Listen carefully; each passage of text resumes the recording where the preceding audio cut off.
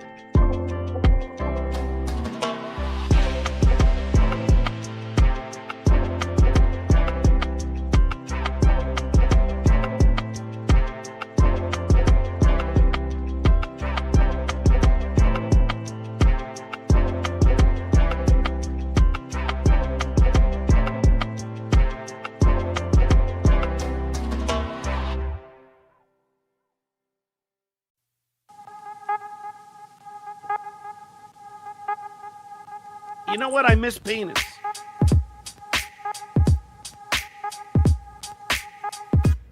WATP.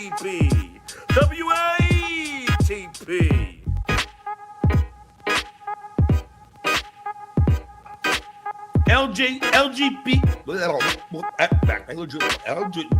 LGBTQ plus. Trundle snatch McFart stink. I like drinking beer. I'm a beer drinker. Okay. Too much bad clown. Is John the stupidest guy in the world? Tightbox. You gotta love Vinnie Carlino. Fuck you, John. Fuck you. Fuck you, John. I love a parade.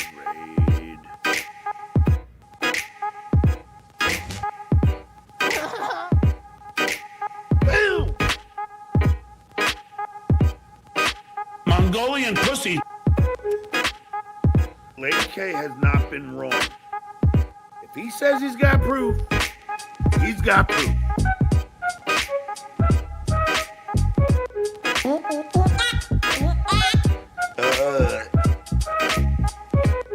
We were laughing our asses off.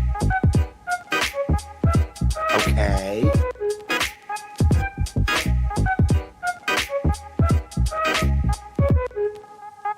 Look at the size of those thumbs. Oh, look, StutJo John. How great. Point, Dabble Point. A Stuttering John Melendez roundtable discussion. Welcome to Point Dabble Point, a weekly discussion where we get caught up on This Week in Stuttering John, show off our microwave pizza, and copyright jokes for no reason whatsoever. I'm Carl Heberger, and you know me from Lucy Does Dabbleverse fame. With me, as always, from the Uncle Rico Show and the Shuli Network, it's Shuli Agar. Dr. Steve, you got some splaining to do. Right, Willis? Hey, everybody. How are you? Thanks for having me. Fantastic. Also, always lurking in the Dabbleverse, comedian Earl David Reed is here. Always good to hang out with the Dabbleverse, and you guys too also. Good to see you guys. Good to see you, EDR. Thanks for being here, buddy. Also, from Once Over with Kaylee and the hit show Lucy Does Dabbleverse, Lucy Tightbox is in the house. Well, hello. Thank you for being here, Lucy, making the trip. Of course, you can help participate in the show and support us by going to supertip.gg/WATP. And if you'd like to help us fight the frivolous lawsuit that was brought on by the Duke himself, fightthedabbler.com is where you can go to help us raise funds for the legal fees. There's something nefarious. There's something nefarious about that GoFundMe, Carl. That's what I've heard. Right. Yes. Not good. I've heard that, Dr. Steve probably will just, I don't know, probably retire, I would imagine. Off of that money? I don't know. I think No, that's not what I meant. I think it's on the up and up. That's the whole 30 grand, sure. If he goes back to 1967, he should be able to retire. Right, yeah, be fine. No, I just meant he's gonna have to resign anyway, so he might as well, yes. retire with some dignity or something. Resign in disgust. Before that Yes. even happens. Shame. All right, we have a lot to talk about today, and we have a very special guest who just pulled up in the green room. I'm trying to see if she is ready to join us. But we have, John had a big weekend, 2 big stand-up shows. He's traveling. He's in Pennsylvania. Traveling all over the state of Pennsylvania. Big state. There's a lot going on there. That's where our buddy EDR is. So we'll learn more about what his weekend was like. But first, before we do that, let me bring on a woman who hasn't been on the show in quite some time.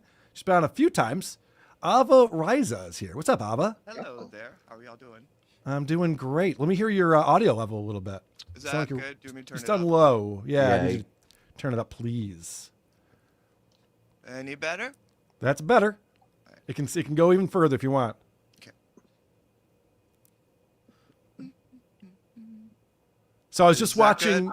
Yeah, that's better. So I was just watching John's show because I got a text from someone saying that he seems angry today. So I just turned it on before we started this show, and he was 2 hours late, but he had a reason for that. He's studying for the LSAT. Okay. So he spent 2 hours studying for the LSAT today. He can't work that around his podcasting schedule. That's a good question because he only podcasts a couple hours a day, and I don't see a lot of prep work going into it. It doesn't seem like he's spending a lot of time Well, the preparing LSAT is very important. for the show. All right. Is John going to even take the LSAT? Let's go around the horn, Shuli. What say you? He'll at the end of the day, no, he's not going to take it, and it'll be somebody's fault, not his. Lucy? Yeah, I think he's going to sleep through the time of the test. Ava? He'll take it. He'll take it. And EDR, what do you think? I don't know. He says he's going to do a lot of things, and he doesn't do a lot of things. And and if he doesn't take it, I wouldn't be upset because I it's just the kind of pattern that he's developed. But I don't think he's going to take it. I hope he does. I've heard it's not an easy exam. I've heard it's pretty difficult. Ava, how do you think he's going to do when he takes it? I think he'll surprise you. Yeah? When he puts his mind to something and wants to compete, he's shown that in the Stern show many times. Well, he said today was tough because he was taking on reason and logic today. So he said that was. I'm just repeating what he said. No, that's what he said. He said it's a very Yeah. difficult part that he had to study pretty hard for to understand Which how is that would work. accurate. I mean, that sounds about right. So I don't know. go ahead. I'm sorry, just going to say at his age, at this point, and it's it's going to be hard to retain all of that stuff. And if we're going to talk serious about it for a second, it's going to be hard. Let's say he's going to do it. It's going to be hard to do that. I mean, if I just got up today and say, hey, I'm going to be a doctor. Okay. Do I have a chance to be a doctor? Probably. But with the odds are probably slim because there's so much I have to learn about it. So I don't see it happening. You know what? I'm changing my answer. He will take it. I'm changing it to he will take it. He's not going to go any farther than that, but that will be the victory. And then he's going to hit up Kumia for the $300, whatever it costs to take it. Do we find out what the score is, though? Does he ever that probably isn't posted? Not through him, you won't. Not through him, you won't. Well, that's for sure. But you're going to have to go through all your way to get the score. Well, if Frog find it, Frog usually finds these kinds of things, right? Yeah. He'll be able to track it down. He's good like that. If it's out there, he'll find it. Well, look, I got a lot of things to get to today, but since we have our guest Ava, who actually is a co-host on Stuttering John's podcast, I think we should take advantage of this opportunity to speak with Ava because you've been reunited with John and doing shows with him for, a couple months now, pretty regularly. I think so. Has it been a couple months? Feels like. In Dabbleverse months. It's been years. Yeah, it feels like years, actually, that you guys have been co-hosting a show together. Longer than Rob Saul lasted. I'll say that. So, Ava, what is it like co-hosting a show with John Melendez? What's been your experience with that so far? I'm feeling like there's chemistry there. He does it during the day, so I usually take a lunch break or take off hours from work. So I'm kind of in office mode. So at first I was nervous, but I'm feeling comfortable around him. Okay. Do you I definitely feel like since we last spoke, there's like a true warmth to him that I think you guys don't ever give him credit for. Well, that's what I want to know because that's we don't have the Dabble Point on the show. We usually just have the point. So I'm curious what your experience has been. It's funny you mentioned like the warmth part of John and everything, and when we get into it more, I actually have something that actually might match that a little bit because I think I was making a slight point that you might be surprised about that I learned when I ran into him. Would you want to talk about this? Because this is a pretty new photo that my buddy EDR texted me over the weekend. Well, there is John and Earl David Reed. Well, here was the funny thing about it. When I first met him, I had all these, because you watch the show and he says all these things and stuff, and I thought I was going to show up there and get there early because I live in the neighbor area and put a rake beside the stage, as like a prop or something like. I was going to do something like that just to have it. And then I thought about it for a while and I was like, well, no, and as a performer, I don't want to mess with anybody else's performance. I have to totally respect that. So I was like, well, let me just not do that. Sure. Let me just kind of go and just check it out. But in the photo, when I got to meet him, it was pretty interesting. Now, people always talk about height. Okay, I'm 5'10". Okay, so if you can do any math, you can figure out what the height is right about there. But when I met him, he was like, hey, wait, hold on a second. You think that would take math in order to do that? Is that what what is the exact equation I got to use to figure out what John's height is here? EDR. And he was like, hey, what's up, brother? Which is what I get a lot. Did he give you how are you? Did he give you the brother handshake? Yeah, well, no, he came up and I put an arm around him and everything. And he looks old. He looks tired. I got to be honest with you. He's not fighting anybody, folks. He's not fighting anybody. He's not doing anybody. Here, let me put it in perspective, okay? John just turned 60, okay? All right? Yeah. I'm 64. Yeah. Okay?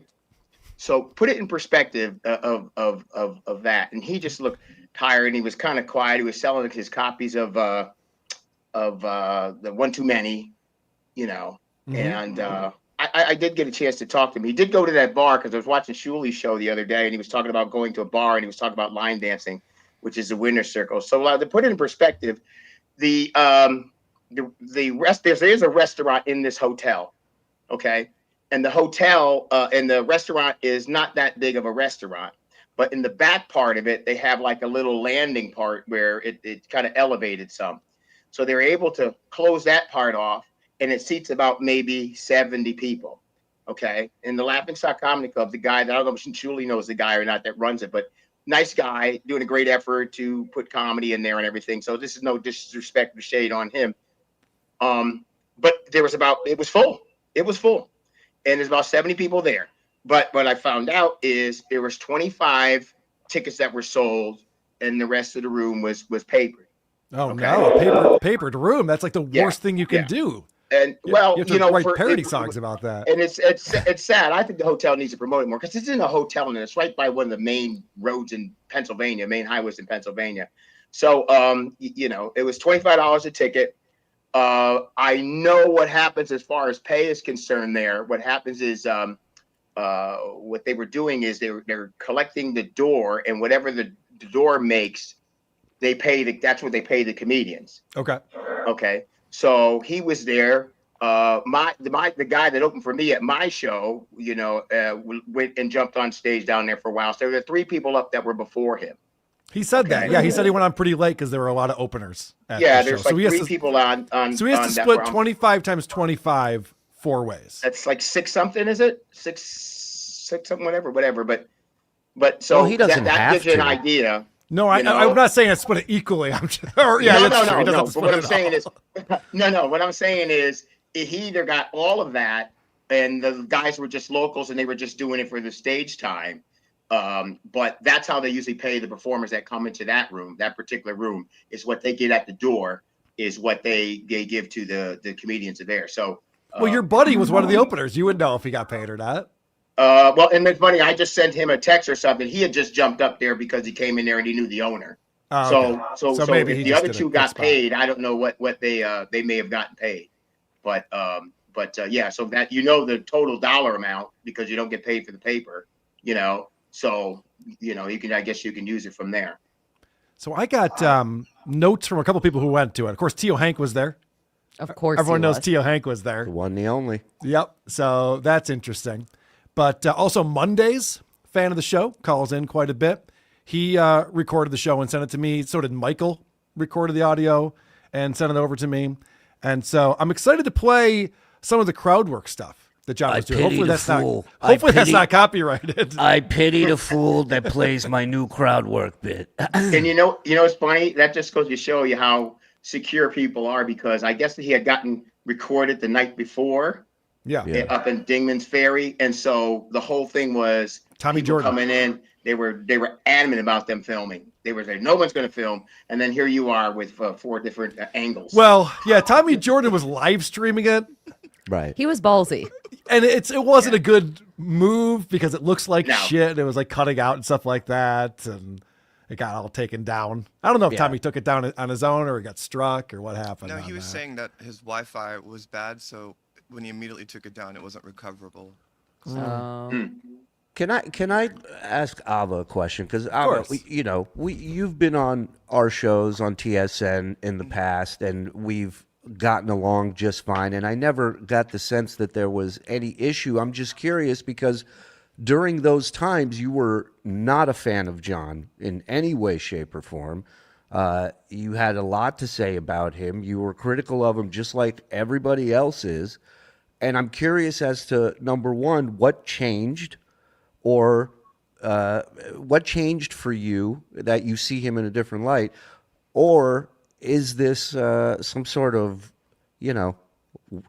quad father type work where you're undercover for a year and a half to yell out your mom's box or something? What's going on? What changed? Well, my first instinct about you was the first time I went on his show was to shit on you. Right. And then the second time I went on is when, a few years later is when afterwards I started going on your show. And it's what I apologized to him for. It's that he was leaving, and I just at that moment thought it'd be fun to go on a show and you all welcomed me warmly, which I know was just you using me, but Well, hold on. John used you as a prop the first time you were on his show. He just wanted to have a trans person that he could buddy up with and be like, hey, look at me. Well, I have to a go trans after person on my show. Kumia. It was to go Yeah. after Kumia, you remember, because Yeah. Kumia but I was talking wrote about his him. trans kid. But the reason I ended up on that show is because I wrote him because I saw that happening and said, I'm a trans person. Do you want to have a trans person on right now? So, I mean, you can Right, say I but was you used- were the one. But you were also the one that said you felt he used you as a gimmick on there when he had you on. That was your takeaway after your appearance. I think my full takeaway was that we both, if you want to say anyone's using anyone, we both used each other in a certain sense, but it wasn't personal. And to answer the earlier part of your question, I didn't.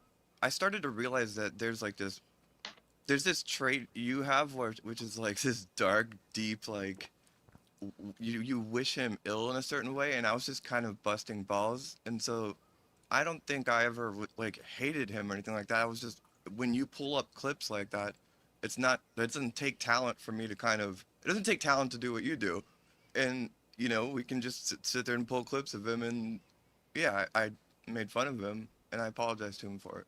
And as time went on, I kind of concluded that you're the asshole and that it would You're talking about Shuli, right?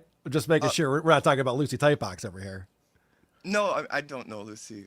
No, it's just interesting because I remember past conversations we've had where you talked about how the block party was something that got you through so many tough times, and you were such a fan, and you were so nervous when you were on with us, and you were so appreciative, and you would never take money from us because you were such a fan of everything we were doing. Okay, well, so you want me to talk about myself and explain that?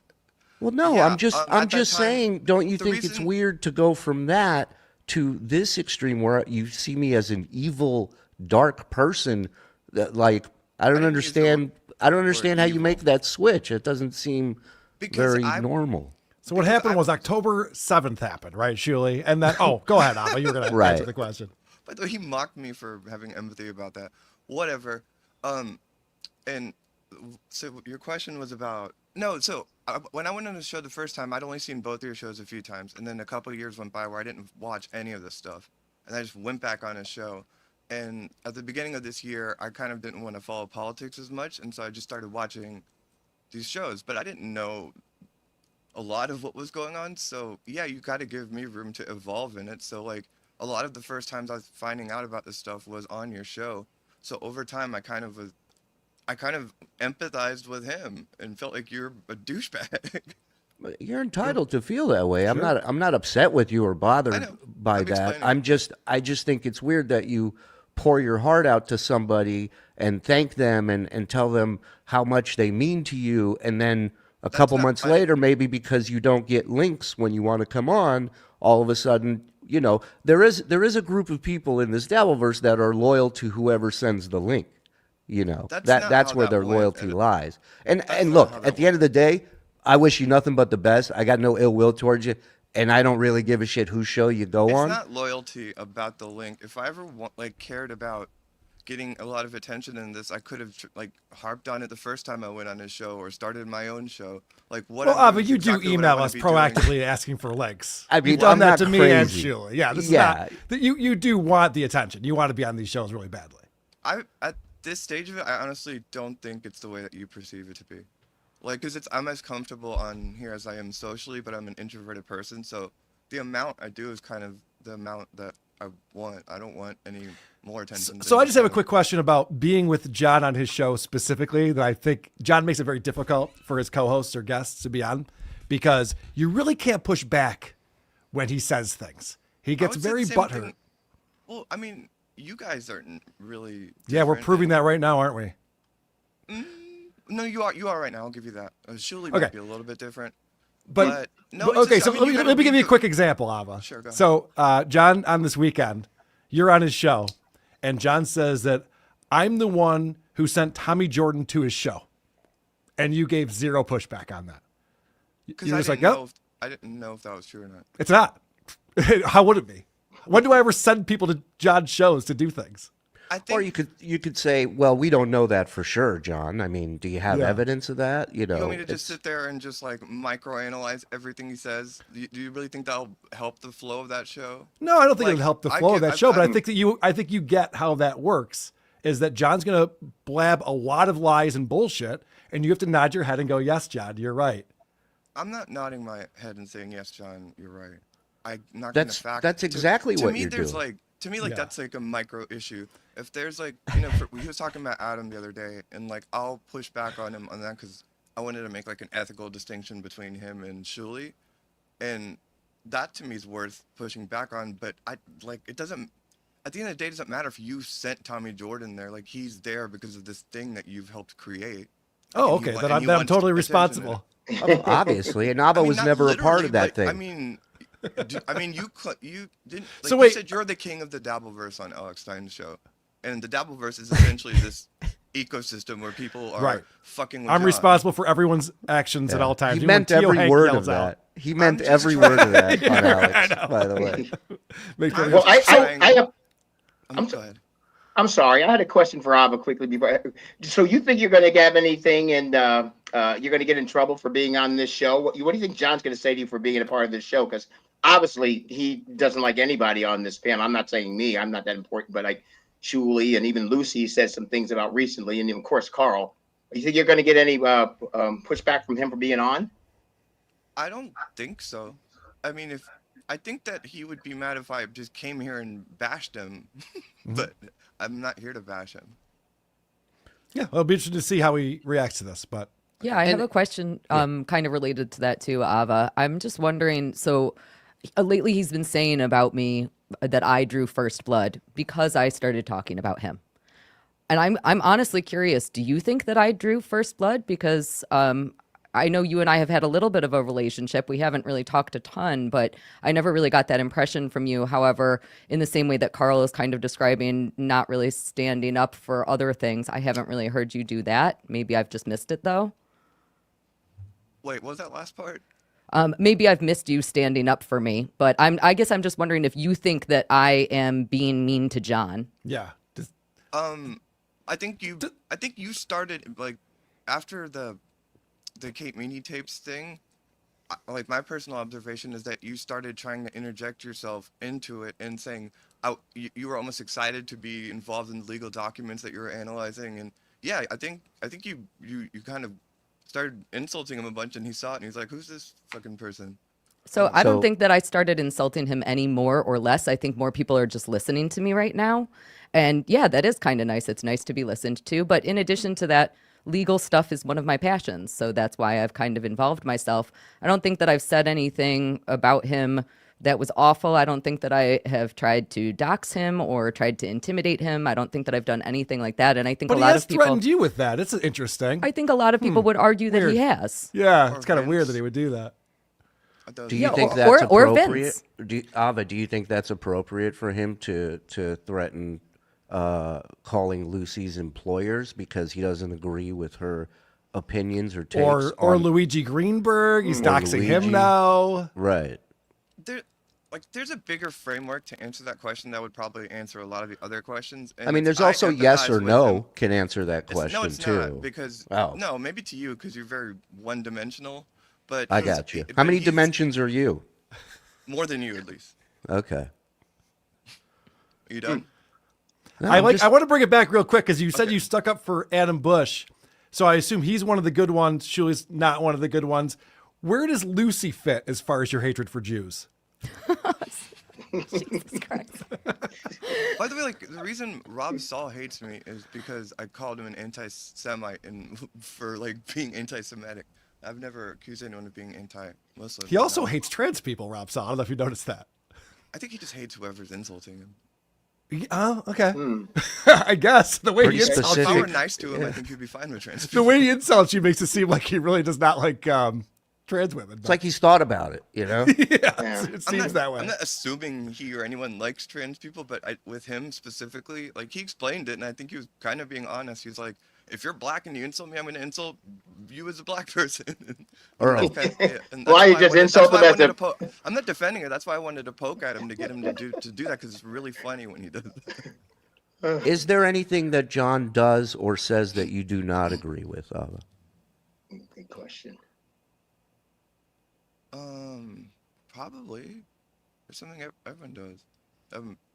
You can give me specific ones that I answer, but I don't know how to answer that. Probably. Okay. I'm sure there are. Okay. How about what he's doing with Dr. Steve right now? Are you okay with him reaching out to Steve and threatening him with his medical license? Does that seem appropriate?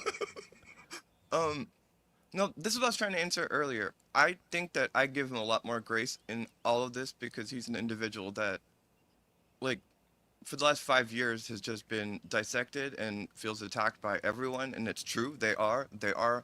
I'm getting dash cam videos of him. They're showing up at his house, and so he's under attack.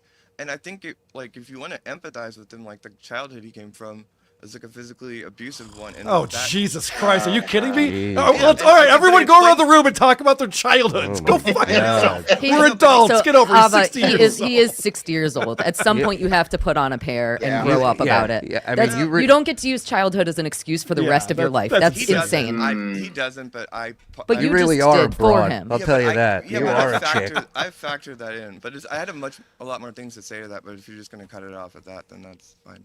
No, please ramble on and on. Well, Every time I start answering a question, you guys just jump on like the first like. Well, 8 because words. we're not aware of how many dimensions the answers have at No, the I was Yeah, just time. saying You that know? with that, and then like him growing up under Stern and just being microanalyzed and kind of. Can I say But he's something for a second? winning. I think that Ava, he's he's winning. on He has a edge, better and resume so- than all of us. He's crushing all of us. We're all jealous I of know, him. Which I is it? know. Are we jealous of him, or is he I a know, sad but man I know, that but we're all he's beating up on? I know, but he's reactive because he's under attack, and you guys have found a way to just pick at him like that. Oh, okay. Okay, So- Ava, my yes point or is- no? my point- Yes Hold or on, no hold on. question. Ava, My- yes or no let me- question. Let me finish that point though. Go Because ahead. my point is that he's reactive in a way that I can only understand a little bit because I don't. The small amount I've been fucked with, like, and how reactive I've been, and I guarantee if people went through Shuli's personal life in the same way, he would make a lot of the things that you would call mistakes. Oh yeah, about. they don't. They don't, Ava. I mean, what are Are you you talking insane? about? What are you talking about? Can I- In fact, let me just that say something real hold on. quick Yeah, go before ahead, we go miss ahead. this point. Please hold on to your thought, Julie. Yeah. Because this is a good point and a plug. So we're doing this thing on my Patreon right now, or if you're a YouTube member, Living in the Past with Stuttering John. And we got the Stuttering John podcast from 2016. Before anyone was listening to Stuttering John on a podcast, and I was fascinated. Like, what was the format back then? This was long before the Dabbleverse, long before WATP reviewed his podcast in 2018. What was he doing? And so, Ava, you just said that John just is reacting to things because people are beating up on him. His show format, we've listened to the first 2 episodes of this. The first episode was all about trashing Artie Lang for 45 minutes straight. The second episode was going after Jackie Martling, followed by Steve Carrillo. John has always been doing this. He's a cry bully. He goes after everyone. He loves trashing people and bashing them. And as soon as someone goes, hey, John, you suck too. He's like, what the fuck? What did I ever do? And he yells first blood. So the picture that you're painting of John is not accurate at all. I think it's a complicated picture, but I'm not going to say he didn't do that.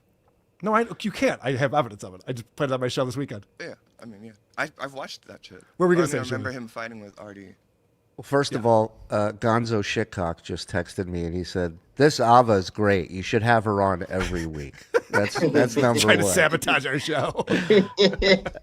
Number 2, Ava, it's a simple yes or no question. And I know you're trying to steer clear of saying yes or no because you don't want to upset John, but I'm just curious. No, I'm do honestly you just trying to not be nervous, but I'm getting a little bit more comfortable now. All right, go ahead. Okay. Do you approve of John having pictures of my minor children and going on his show and publicly saying, don't make me release these. I don't want to, but I will. They're going to be 18 one day. What? Yes or no? You approve of that? If that's true, then no. It's Good true. answer. There's a clip of it. Absolutely. There's Okay, then tons I of don't clips approve of it. that. Then I don't approve of it. Okay. All right. Thank you. I have some clips that I want to get to from John's stand-up show on Saturday night. But first, Can we I want watch to thank the clips people. of Shuli's stand-up show too? Not on Point, Dabble Point. You can do that on the You Shuli can actually go Point listen to show. my double album. It was released, horrible. debuted 1 and 2 on iTunes, called Shuligy. You can check it out and listen to it over and over again. Did you rig that the way you rig your YouTube views? Oh boy! Wow. All right. Yeah, but you're stretching, you're reaching, you're reaching. All right. No, honesty, can you dispel that What? the idea that you buy views by showing the geographical data on your YouTube analytics right now? Sure, absolutely. We'll do that after the break. Carl, you were saying? Supertip.gg/WATP is where you can go support this very fine program. They're all having a blast, like Happy Valley Wrecking Crew coming in. Big shout out to Ava, who has committed to donating his heart to my sons and daughters. Skull! Is that true? Big if true. Happy Valley Wrecking Crew again. Ava may look like Dr. Frankenstein sewed Abby Normal's tits to a shaved down male gorilla, but he's a real lady to me. Skull! Is that Rob Saul? Thought that was a different person. Guys, let's focus. Let's focus on the task here, guys. All right? We're getting sidetracked. AO 1012 coming in. If John has his stand-up copyrighted, I fully expect him to use a clip of it as a deterrent for stream snipers any day now. That would be great. You just hear him going, do you guys prepare? We're like, fuck, stop the stream snipe. You got us. Donna G coming in. Justice for Mama Celeste. At WATP Antenna said, hey, Kaylee. Hi, Donna. Mama Celeste. That was really funny last night on the Uncle Rico show. Rumple Trenchcoat coming in. I turned in late, but I'm glad to see Ava, as this may be the first time there was someone on SJ's side for an episode of Point Dabble Point. Yes, that's why I was excited that Ava came on, because the reason why I sent her an invite is because she was on John's show saying, well, they would never have me on their show now. And I went, right. Of course I would. What are you talking about? Yeah, I noticed. I've asked Rob Sell to come on. We've asked Clay to come on. Yep. And they all pussy out. So thank you for being here, Ava. Yep, and credit to you for that. Yep. Anonymous. Don't worry this out of. I'll treat you the same way I treat my own children after this appearance. Oh boy, that's not good. I'm so glad I'm locked up and don't have to listen to this shit. Another win for the toe. Yeah, I mean, I gave him canteen funds. He should be able to afford it. Oh, you sent him money? I had him $100 because of the creep off consequence. I sent him $100 on Thursday. Dude, if we send him like $6,000, he'll get jumped in there, won't he? Oh, I mean, absolutely. they will take everything from him. Hate monger coming in. Lucy is one of the only people who stuck up for Drunky by calling out Vince the Midget's bogus lawsuit against him. Where's the RJI, Vince? John is out of pocket going after her fluid. Where is the RJI, Vince? Good memory on that. Ghost Crusaders TV. I did challenge him on is right. You being hot. I am constantly under attack, and I did nothing at all to deserve any of this. I am not a piece of human fucking garbage. I will never contact Ava's family if it ever steps out of line again. The Duke doesn't give a fuck if you are defending me. I don't want you on their show, you dumb fuck. I'll call your Iranian guard parents. Don't fuck with me. Yeah, you do have to be careful of that. He does call parents. And jobs, maybe. Yep. You got Wow. Kate Meany, Shuli, ask. He will call your parents. Woody from Syracuse, $20. Thank you very much. A decade ago, I ate those Mama Celeste pizzas while going to tractor trailer school. Severely depressed, broke, my car repoed, and nearly homeless. Now I'm the OG of OGs and never happier. P.S. See you tomorrow, Lucy. Yep. Every Tuesday night, I do free movie screenings. Fatty Beer Co. Very exciting. Yep. And I'll see you there, Woody. Seen Woody down there before. STDJ's disgusting lumpy goiter. If he does take the LSAT, he'll need a booster seat to reach it. Hi, Lucy. Hi. You know, every time you guys reference Lucy, I have to give her the money. So could you please stop flirting That's with not her? accurate at all. He's lying. He's lying through his teeth. Dr. Bob's ankle monitor. I know what John will get on the LSAT, so life off. That's a good joke. Hello. That's a pretty good joke. I like it. Pat Shan with 5 pounds. Road trip Stuttering John is one of my favorites. It started with the DC trip. Thanks for all the entertainment. Appreciate you all. I am sideways. I still have the Yep. sideways jet up on the It's beautiful. up on the wall in the studio. Linden49, SJ blocked me for posting L. What say you, Ava? I He don't is blame very him. sensitive about the chat. You don't blame him? I mean, at a certain point, it's just L for 2 hours. Yeah, but You're not coming back on with shit porn, are you? No, I'm not really. All right, just making sure. Have that button I have ready, a Paul. finicky cat. Oh, I I got you. got No you. worries. Oh, Apologies Podcast. Lucy actually has to go. Edge Files at 7 p.m. Yes, I do. That is true. I will be doing Edge Files with Luigi Greenberg and Trucker Andy from All Apologies podcast at 7 o'clock. And what channel would they find that on? They could find it on any of our channels, Nice. actually, which is amazing. Rick from Lucy, New have York. you seen Shuli stand up? I have seen some of Shuli's stand-up, but not very much. I've seen it. Was it He was funny? at the Reading Common Outlet with a guy named Jesse Blanco years ago, and Lucy, was it it was funny? good. He did really well. He did well. You might not name dropping, Earl. What's that? You say you might not name dropping Jesse Blanco over Do you here. remember that guy? He was the opening act. That's how I know. I went don't. up to see him. You were good. You did I don't very good. remember. I don't remember Redding, much less Jesse. It was the one with the bowling alley next to it. All my gigs have a bowling alley next to it. That is true. The Comedy Club in Rochester has a bowling alley next to it. Everything. Rick from New York says, Ava, if we're all losers for being interested in the Dabbleverse, why do you starve for attention from literally any show in the Dabbleverse that will have you on? I mean, you guys just make that up. You have no idea how many shows I turned down. A big fan says, EDR, how tall are you? He said he was 5'10". I'm 5'10", yeah. So that puts John at 5'5", right? Is that what you're saying? Is that the math that I had to do? He's not a tall man, and he's here's what I'll say. I'll say this because I don't know. And we're talking about Ava mentioned something about John having a certain warmth to him, and we've been over this before, I think. But you know what? When I think about some of the things he's like Shuli's family and calling Shuli's father and doxing Carl's dad and then that whole thing with the woman Heather and that horrible thing behind that. Mm-hmm. And then, but when I got in front of him, it was just kind of sad. I felt bad. I felt like that wasn't the same guy. And he just and I'm just being true with you. He just looked very lonely and very sad. And I actually felt bad about it. So I thought you were going to say he charmed you, but really he's just a sad puppy that you're just like, oh no, no. I can tell you this much. I put my arm around him. He ain't working out. I can tell you that much. Oh. Well, look, I mean, you're working out and then you show me a Celeste pizza. They don't go together. No, that's true. Happy Valley Wrecking Crew, $5. John is a serial harasser of cancer patients and their families. That's a guy with real warmth. Just ask his kids. Yeah, there is something to be said about a guy whose family has all shut them out of their lives. You know, I do think can't be a good guy. I do think, and Ava, this kind of goes back to some points that you were making earlier. Again, you can't just relax on the idea of I had a hard childhood or I had a hard this time in my life.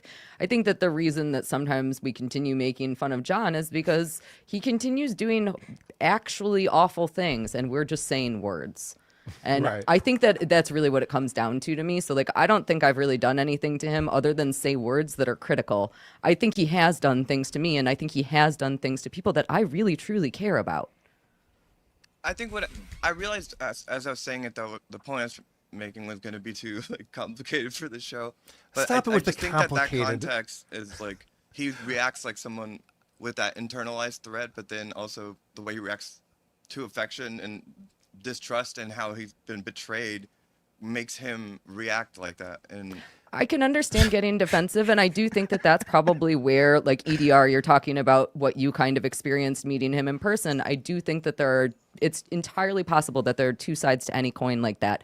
Where I don't see giving forgiveness to John is that he continues to do actively mean things as opposed to just passive sticks and stones. but I'm not stating that I'm forgiving John. I'm Yeah. stating that at a certain point in this universe where you have these people making these shows about him every day, I've concluded that I'm rooting Ava, for him. I've made more money for John Don't- than he ever would have but- made without me. But also, don't No you, one was paying attention to him. He had nothing going on. Now he has people super chatting him every day, and he's online taking that money. also don't you think that at some point the resolution to that problem is to get off the internet? Not that I want him that's what I was to, thinking. but I mean, honestly, we all have control over our own autonomy here. Last I And checked, he got off the internet, and Shuli was backlogged with old episodes of the Stern Show. And yeah, so you let guys are finding Shuli suffer. Stephanie Let Miller Shuli, tapes. let Shuli and Carl suffer over that, and do what needs to be done for himself. Why doesn't he want to do that? You know, I'm responding to your point about Yeah. why don't you just go? And Yeah, I'm yeah, saying yeah. when he left, it wasn't like they stopped. I don't think he's. oh, I see what you're saying. I see what you're saying. But there wasn't a deal worked out where he says, all right, guys, when I leave, you guys all stop covering. Didn't That's say not there how was it a deal. I was works. responding to her point. Yeah, I know. I It understand doesn't what Ava's saying. matter. Also, I'm Ava- entitled to jump into the conversation. It's okay. It's Yeah, a but listen round closely, table. 'cause you You gotta know? read. Right. Yeah. When you keep saying that these things are so complicated, are you calling us all stupid, or do you just not know what to say? I don't keep saying they're complicated. I was saying You've the said it point 3 I or was 4 trying to times. make in the beginning was too complicated. And Are you bad at making points, or are we too dumb to understand your complicated points? I'm surrounded by everyone who's attacking John, and I'm nervous. Complicated. Well, no. Listen, I'm not attacking him. If anything, I'm probably leaning to your side after meeting him. But I'm trying to see your point of view and the sympathy you have for him. But then in the back of my mind, as I'm sitting across from him and I was talking to him, and I really wasn't talking to him because I kept thinking about all the horrible things that he had said about people, and I realized that the Dabbleverse could be taken out if I just reached out and choked the shit out of him. But it wasn't what it but it was like no, this guy. A violent black man. I can't believe it. Where did this come from? Listen, you want to fight? Call a black woman. That's what I say. Look, that's a good point. Very good point. I watch a lot of cop cam videos and creep off. Ava, can I ask you? Can I ask you a yes or no question real quick? Do you no think yes or no John? with you. Huh? It won't be yes or no. I'm not playing your little yes or no game. I didn't you know can ask a asking question, you. but if I'm gonna I didn't. provide I didn't context, know I that was will. a game. I didn't know it was a game. I'm just asking you a question where the answer Because is you either can just yes sit or here no. and list things that he's done and then say yes or no, is that bad? And I'm just not going to participate in that with you. Well, you could also just wait and listen to the question and then decide if you want to I participate. noticed a pattern, and I was just letting you know I'm watching that. So go ahead. She can interrupt us. We can't interrupt her. Exactly. You guys- Okay. So here's the you guys yes or no interrupted me every question. time I start talking. Right. And So I'm here's- adjusting to it. So here's the yes or no question. You're a cat lover, you're a cat owner. Do you think John's a good cat owner? 100%. Okay. Skill rules today. What about Carl? The arm wrestling gig didn't pay SAG after Everyone's rates. It was cheap non-union. John eagerly sold out of his union for a quick buck. The virtue signaling union man is actually a scab. Shocking. I have a lot to talk about with the Pro Football Arm Wrestling Championship that we debuted on WATP this past week. Very funny, John's role on that show. Because, man, he was bragging about being the host, the head writer, the producer. He said he got high ratings. None of those things were true. Just call me loathsome, says, worked with Earl at WQXA. Guy is more jacked than John could ever be. John is, right now, crying the blues about the GoFundMe. This guy can't cope. He's very upset about the GoFundMe.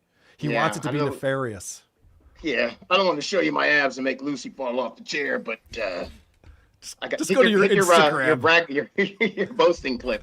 But no, it was funny when I did meet him though, and I did have a certain a feel. It was just a different feel for him. I just think that there's no way he's going to go. I try to sit there and try to imagine what he would do if he wasn't doing this at all.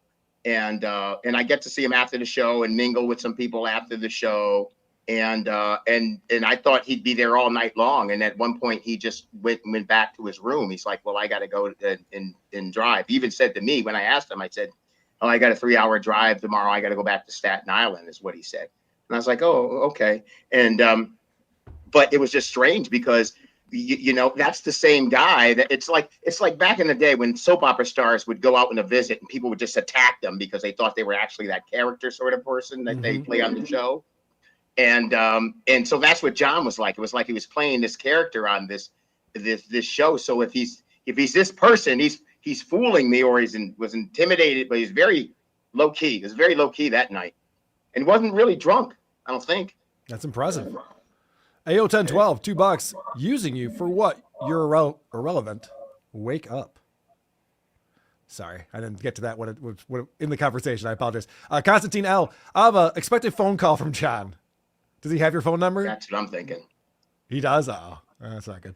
BMC, $10. Ava, John misgendered you numerous times. He essentially tokenized you, but because he'll send you a link and that feeds that dopamine rush, it's okay with you.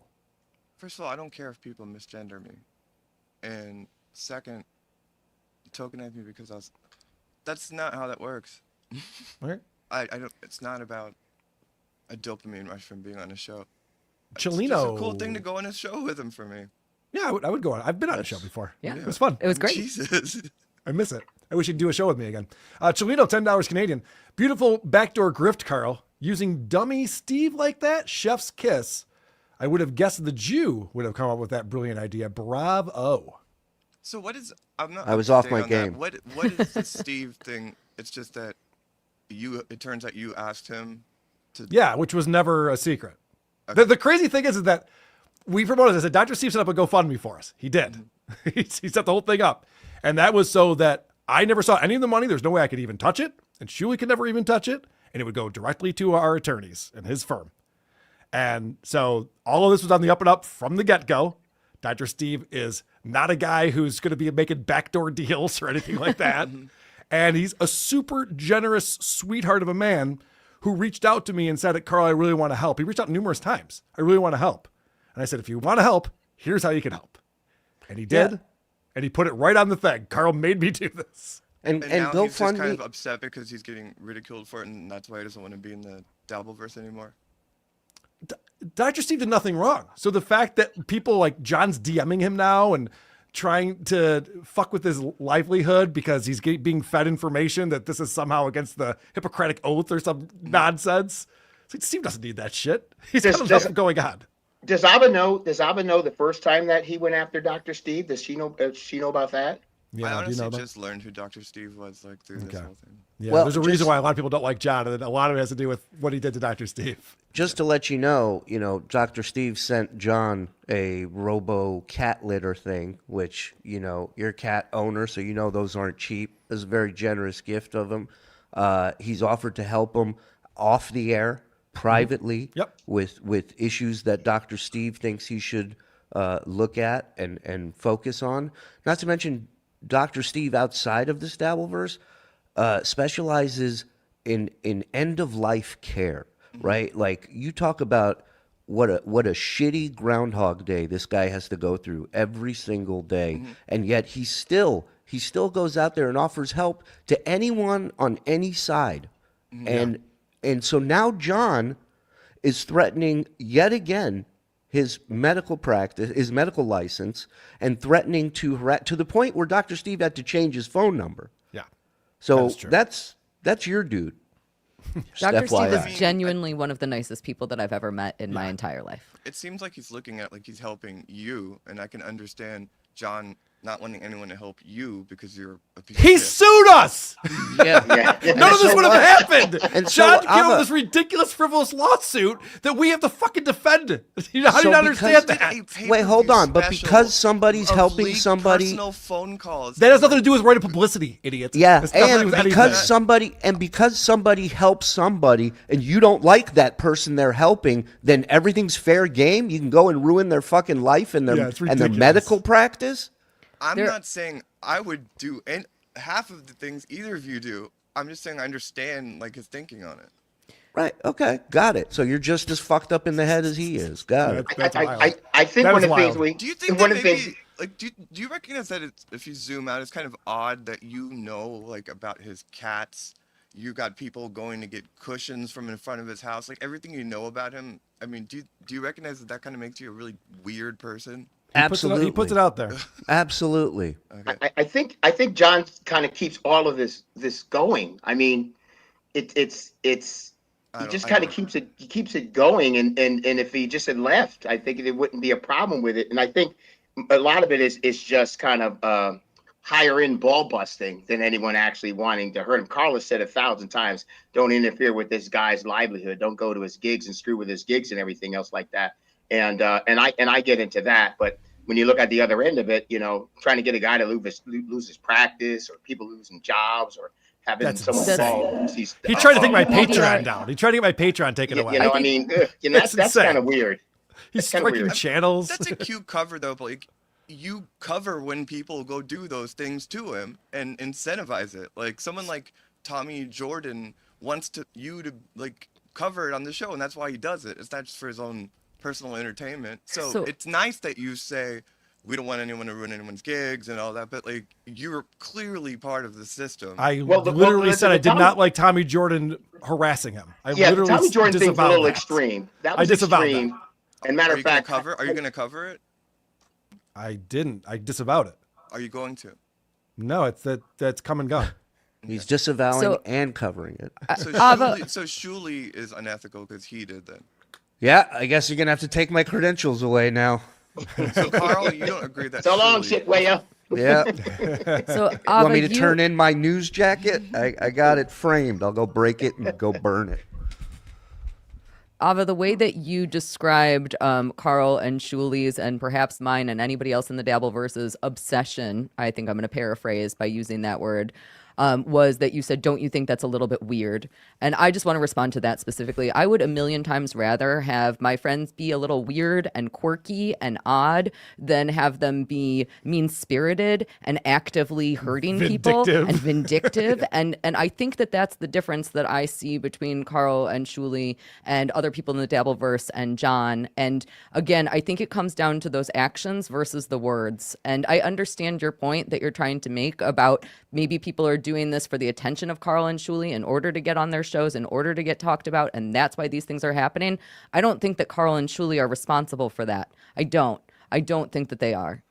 And we can say Do you think that? What about? Do you have any separate take on the ethics of Carl and Shuli when you were talking about mean-spirited? Because I feel like Shuli is clearly a mean-spirited person. I think that Carl and Shuli are two different individuals. Yes, I believe that they are two different humans. I'm a big meanie bajini, huh? Yeah. You're an unfunny douchebag. I understand. I can't wait to watch a stand-up now. When are you going to start? Hey, Ava, when are you going to start talking about my family? When are you going to start talking about my family? Oh, you already did. Oh, yeah. I was responding to you talking about his family. And I just think that if you're staying at home all day smoking weed and you got a kid there being homeschooled, that's Jesus really Christ, good. really? Oh, that sounds like somebody I know. Somebody talking about somebody else. Yeah. Playing video games all night. So he made copies of the telemarketing script, huh? Started sending them out to allies. All right. Let's get through this. I have some clips to play. AO 10, 12, $5. Ava doesn't just nod. Ava also gives irrelevant opinion at every turn as if anyone cares. In reality, no one cares. They asked me to come on the all. show and they're asking me questions. So you don't have to respond to the super chat. That's fine. Our boy Tommy Jordan is here. This hack is stealing my whole act. I'll wait. Man, you really blew it. I just platformed Tommy Jordan. He blew it on recording the video too. Sean, the producer, $2. Does Ava know that John invited Tommy to be on his show? Yeah. Oh, invited Tommy to his show, the live show. Yes, that is true. What dimension does Ava identify as? I'll wait. Have you heard? Not one dimensional. That's just Shuli. John's yeah. bloated liver. Ava's harg is multidimensional. Susan, $2. More like Ava Fala. Am I right? Ava Fala? I don't know. Trying guys. DPM, nice poll getting Robert Smith as a guest. Disintegration is totally an underrated album. That's the first time I heard that. I bet it's not. Constantine says, Ava, what about SJ covering his BS with his beautiful kids that don't talk to him and he did not pay child support for? You don't have to answer that. F Mommy says, what is all of your excuses for your lives? Oh, man. All right, let's get started. Who's first? Hamhead. It's important to acknowledge that because you guys have done a 5-year deep dive into every aspect of his head and all of his behavior. So I think in that context, you got to bring that up. Or that's what I was saying. That's what makes me. I started in 2018. How dare you? I've been doing this for 7 years now. No, going on 8. Dabbleverse stuff is. Yeah. Yeah, but don't forget to include yourself in this deep dive. Carl, you were a part of it. You were a part of it. Does that make sense that I said that, Carl? That if you're gonna analyze him for 5 years in this whole Dabbleverse, in every aspect of his behavior and analyze every decision he makes, then it's fair for someone who's like defending him and empathizes with him to point out those types of things. Because that's why you're here. Right. Nobody's telling you can't.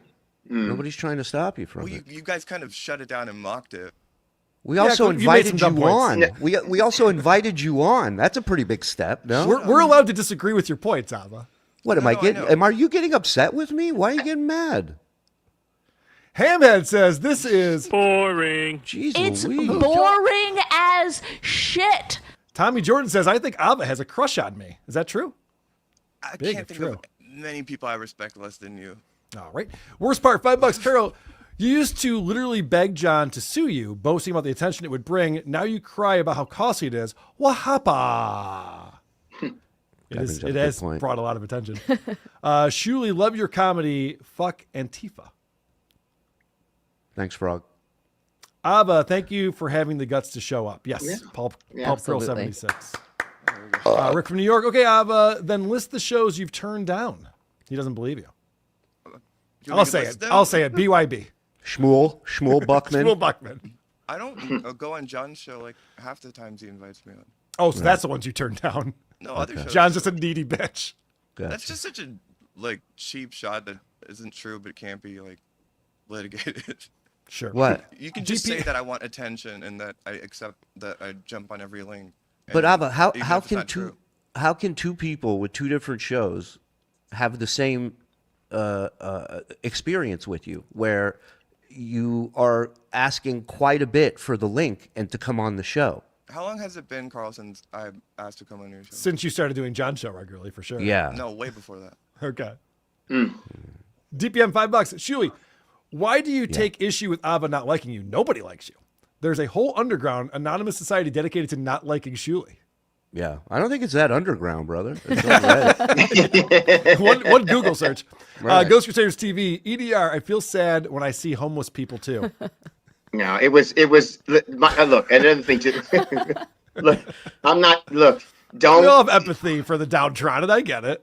Well, here's the thing. If I know he taught. Here's what I think when I think about with John when he's challenging people to fight, and there's so many people that wanted to fight, and he kind of got under my skin for some of the things he was saying, and I was, it was like, thanks to Carl and this whole Dabbleverse, I'm a pretty peaceful man, but he immediately pointed out three people that I would want to choke, being John and that Opie and that that toe guy, whatever. Yeah, Aaron Neville, yeah. Okay, right. So, but I sit there and I go, so if he challenges you to a fight and says show up and fight him, he's not fighting anybody, folks. He's not going to do it. When I was a young kid, he talk about trauma. We used to have a cookout every year, and I had an uncle every year that thought he could beat up everybody, and he couldn't. He was drunk, and he would fall down the stairs all the time and everything. And it was just that we learned to live with him. He's like, yeah, well, I can take you, I can outreach you or erase you. I'm stronger than you, the whole thing.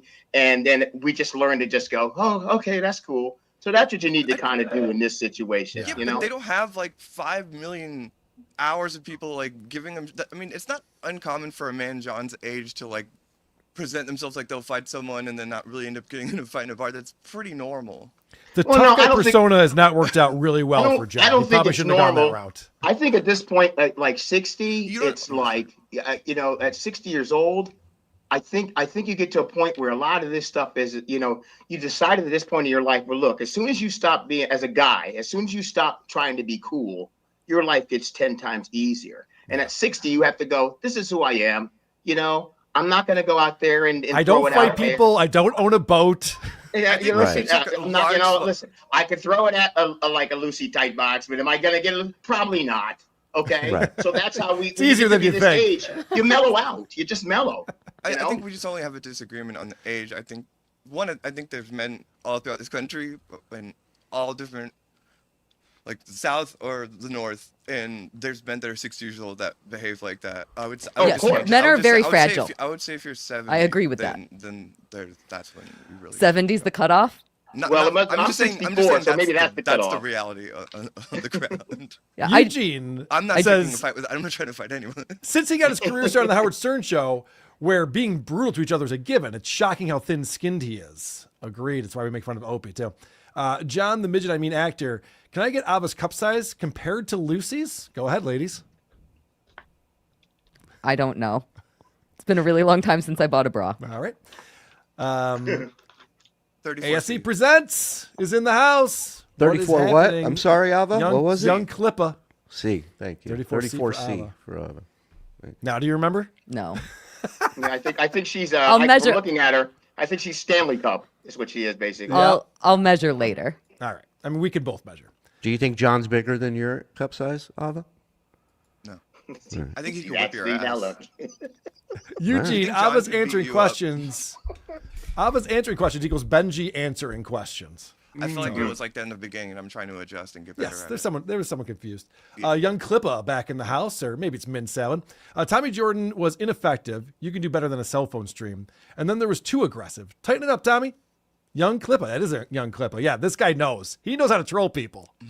Eric July will tell you. This guy knows what he's doing. A lot of rookie mistakes. A lot of rookie mistakes. He didn't even end up in jail. Like young Clifford did. What a loser. Diz 5. Stuttering John's SJ's my wife's pregnant Kardashian bit is not a bit as a father of 5. He's a garbage person. Ava is here to defend the underdog. It's a Portland thing.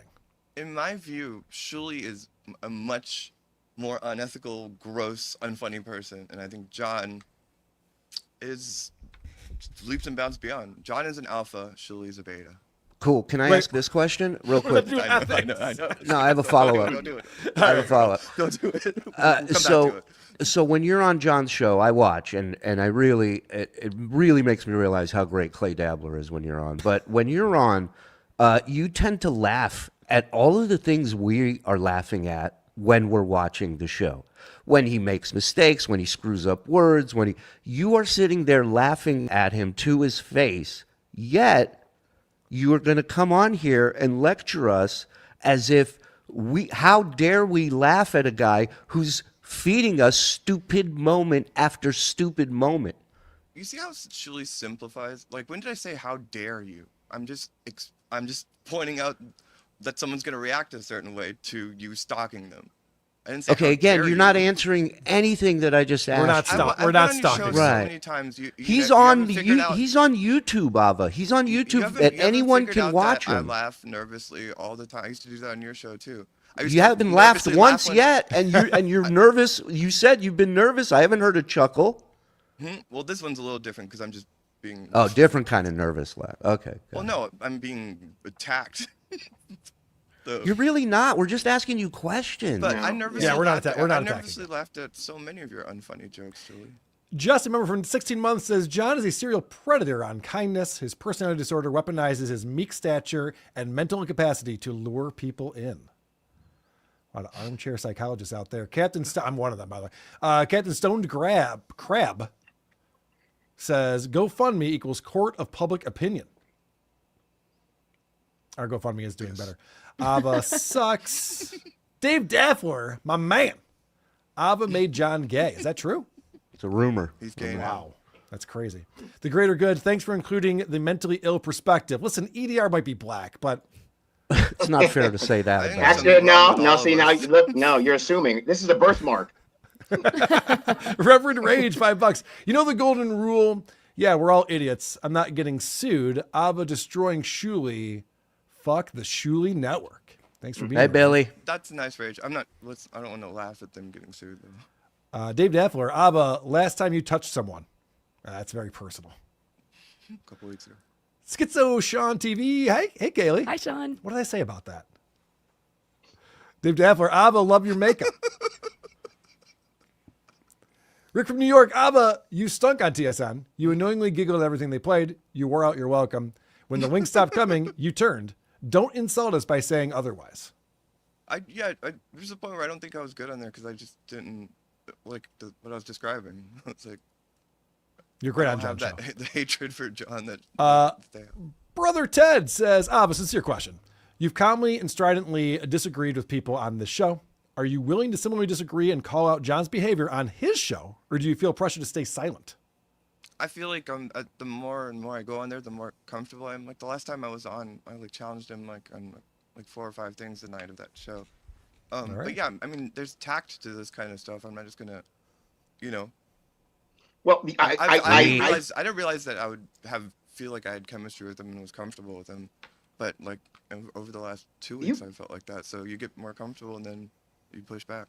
You guys do look well together, work well together, but I didn't know when Clay was on and Clay would bring up a truth that he'd get shot down. So maybe Clay pushed back.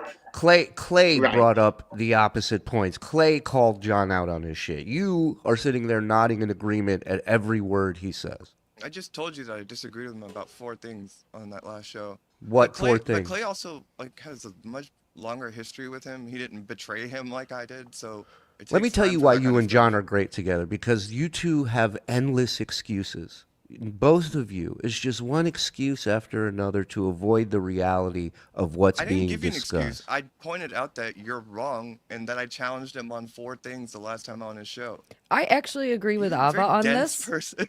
I agree with Ava on this. It absolutely does take time to get comfortable with people. And a lot of the time when you first start going on somebody's show, you are more of a nodding kind of human, especially if you're a woman, because it's your place to shut up and listen to people. So I get that aspect of it. And I guess what I'm saying, to kind of add on to what Shuli is hoping for is that now I look forward to being able to see you be able to challenge him a little bit more. I do think that this is interesting, and this is what makes things exciting, is us having these discussions and being able to question our friends and tell them when they're not being great.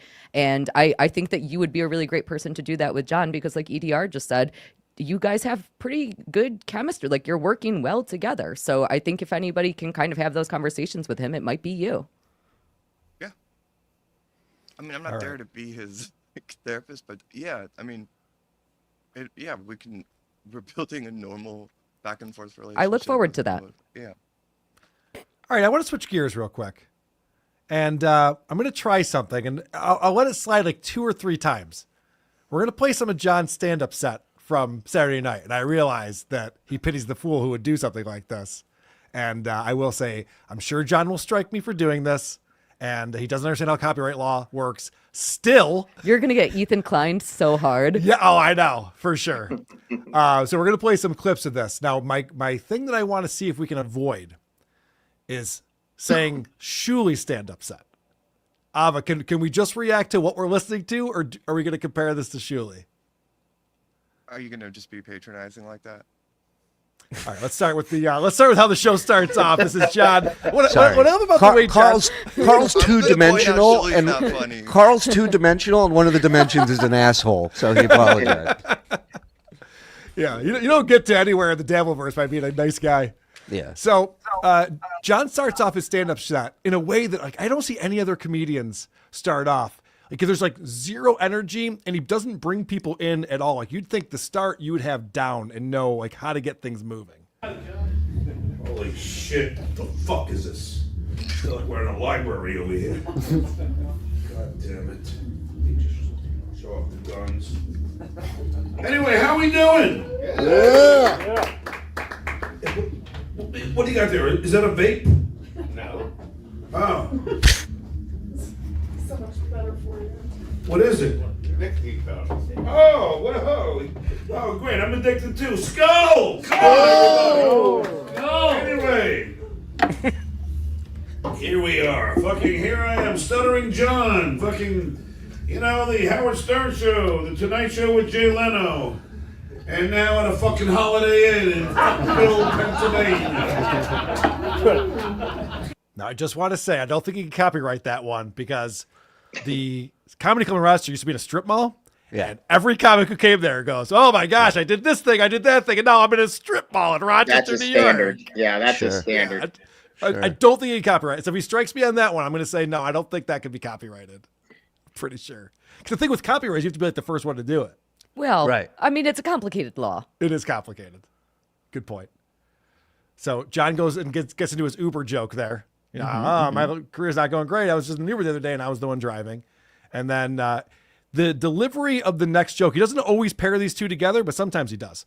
So he tells the story, which is not a joke. It's actually a real story that happened to him, where he talks about another comic he saw who was walking dogs. Listen to the delivery of this. Remember, this is like early out of the set. And then I saw another comic who was this was in L.A. He was a comic from the Comedy Store, and I'm driving and I see this fucking comic. He's walking about 10 dogs. They go, look at this loser. He's a dog walker. I'm like, wait a second. I'm fucking in an Uber. I'm fucking an Uber. Can you I thought you said Uberer also. Oh, I see. So he's an Uber driver, is what he's saying, an Uber right? driver, which was the punchline of the previous joke, and there's the punchline of that joke too, because he sees a guy who's walking dogs. You got to really drive the point home. He's mixing them up. He's doing a medley. Well, I like that he didn't trim the setup to make sure he plugged the Comedy Store. Right. He's a comic I know from the Comedy Store. Right. 3,000 miles away. And now he lives in Cape Coral. But whatever, neither here nor there. I will tell you, I had to do John's comedy the other night as a consequence of the creep off. I went and did a open mic, and I went and delivered John's comedy. And what I did is I uploaded audio to ChatGPT, and I said, hey, can you transcribe this for me? And ChatGPT is pretty good at stuff. You know what I mean? Holy shit, it could not figure it out. Really? It could not decipher what was going on. It didn't detect that it was English. Wow. I had no idea. So then I had to sit there and fucking write it out so I could study it and learn it. I will add also, so I went to that comedy show. It was You an did. open Thank you for mic being night. there. Yeah, it was an open mic night. And there's no nice way to say this, but those were some of the worst comics that I've ever heard in my entire life. It was Open really mics are not yeah. great. It was an open mic to end all open mics, and they were trying. Darn it, all of them started out their sets better than John. Yeah. There was a girl who went up on stage and said, "I'm sorry, I'm not wearing my sweatpants," but at least she had a bit. Yeah. She knew what she was going to start Yeah, with. yeah. Not just like, hey, is that a vape? Yeah. what do you got going on, buddy? Like, I don't know, man. Are you going to tell jokes or what? It's got a vape. And the guy goes, no. I know. What if it was, John? What was the joke going to be? Right. Can I get a puff? You want to watch me do Stuttering John stand-up set, which is copyrighted. I'm sure I'll be going Before to it jail gets soon. taken down, Right. go check it out. Check it out. It's on the Creep Off YouTube channel. You can see it on there. I believe Trucker Andy was filming it. I think everybody filmed it. There are many angles. Oh, there's of a lot that. of angles. Oh of yeah. it? Okay, that's cool. I have a pretty good one. All right, let's hear some crowd work. John likes to start with crowd work, which is great. And EDR, I'm glad you're here because A, you're a comic who I'm sure you're going to understand how ethical it is to play someone's stand-up, and you might push back on us doing this, but also you are amazing at crowd work. You're one of the best I've ever seen as far as bringing everyone in the room together and having a conversation with people in the room and turning that into your act and making jokes of that and being very quick and just ready to go with whatever people respond to, you have an answer for. Thank you. Oh, I'm sorry. Let's see how John does with this. I apologize. But it's nice being here. We have a lot of, I see we have a lonely guy here. We got a couple of married couples. How long you guys been together? 7 years. 7 years? So you married? Yeah. 7 years. You look like a beautiful couple. I'm sure you're still fucking, right? Yeah. Good. Wow. And how about you? And then he moves on. Wow. Because there's a lonely guy. He gets one laugh from the lonely guy. And he's like, what are you guys, married? Yeah, we were married. Cool. I like that he He's gonna have a cleaned hard it up. time copywriting that still fucking one. Right. I like that he cleaned it up. He polished it for TV. I'm sure you guys are still fucking. Right. Yeah. Kevin Brennan sent me. Oh, did he? Oh, that's T.O. Hank. Let's back that up a little bit. So John Yes. gets a little I remember flustered this. with T.O. Hank being there. Good. And how about you? Kevin Brennan sent me. Oh, did he? Yeah, you look familiar to me. Yeah, who are you, Borgo? No. Thank you. No,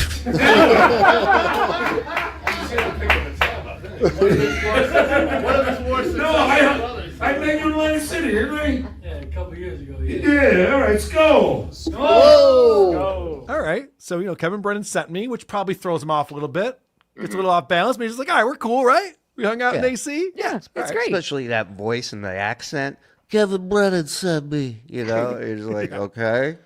I've hung out with T.O. Hank Yeah. many times. Good and dude. He is a delight. Yeah, He's good dude. very fun. Truly wonderful. He's a great guy. So, but this does throw him off a little bit. We're going to hear more T.O. Hank coming up. First, we got to talk to the married couples in the crowd. And again, EDR, I feel like when you ask a question, you, based on the response, have a few things you might go through to respond to that, to make a joke out of it. I'm not even sure why John asks these questions. So you're alone too, huh? Yeah, I'm married. That's 33 years. That's Exactly. So now, how about you two? How long you been married? 7 years next week. 7 years. Where'd you guys meet? In Uber. Where'd you It's meet? a callback. The audience member knew how to make a joke out of that. Very good. With a callback. Wow. Yeah. Comment, EDR? No, it was funny because when I was watching it and everything, I think a lot of people, or I think he believes that people are automatically go up. Let's say Kevin Hart shows up and he starts working the crowd.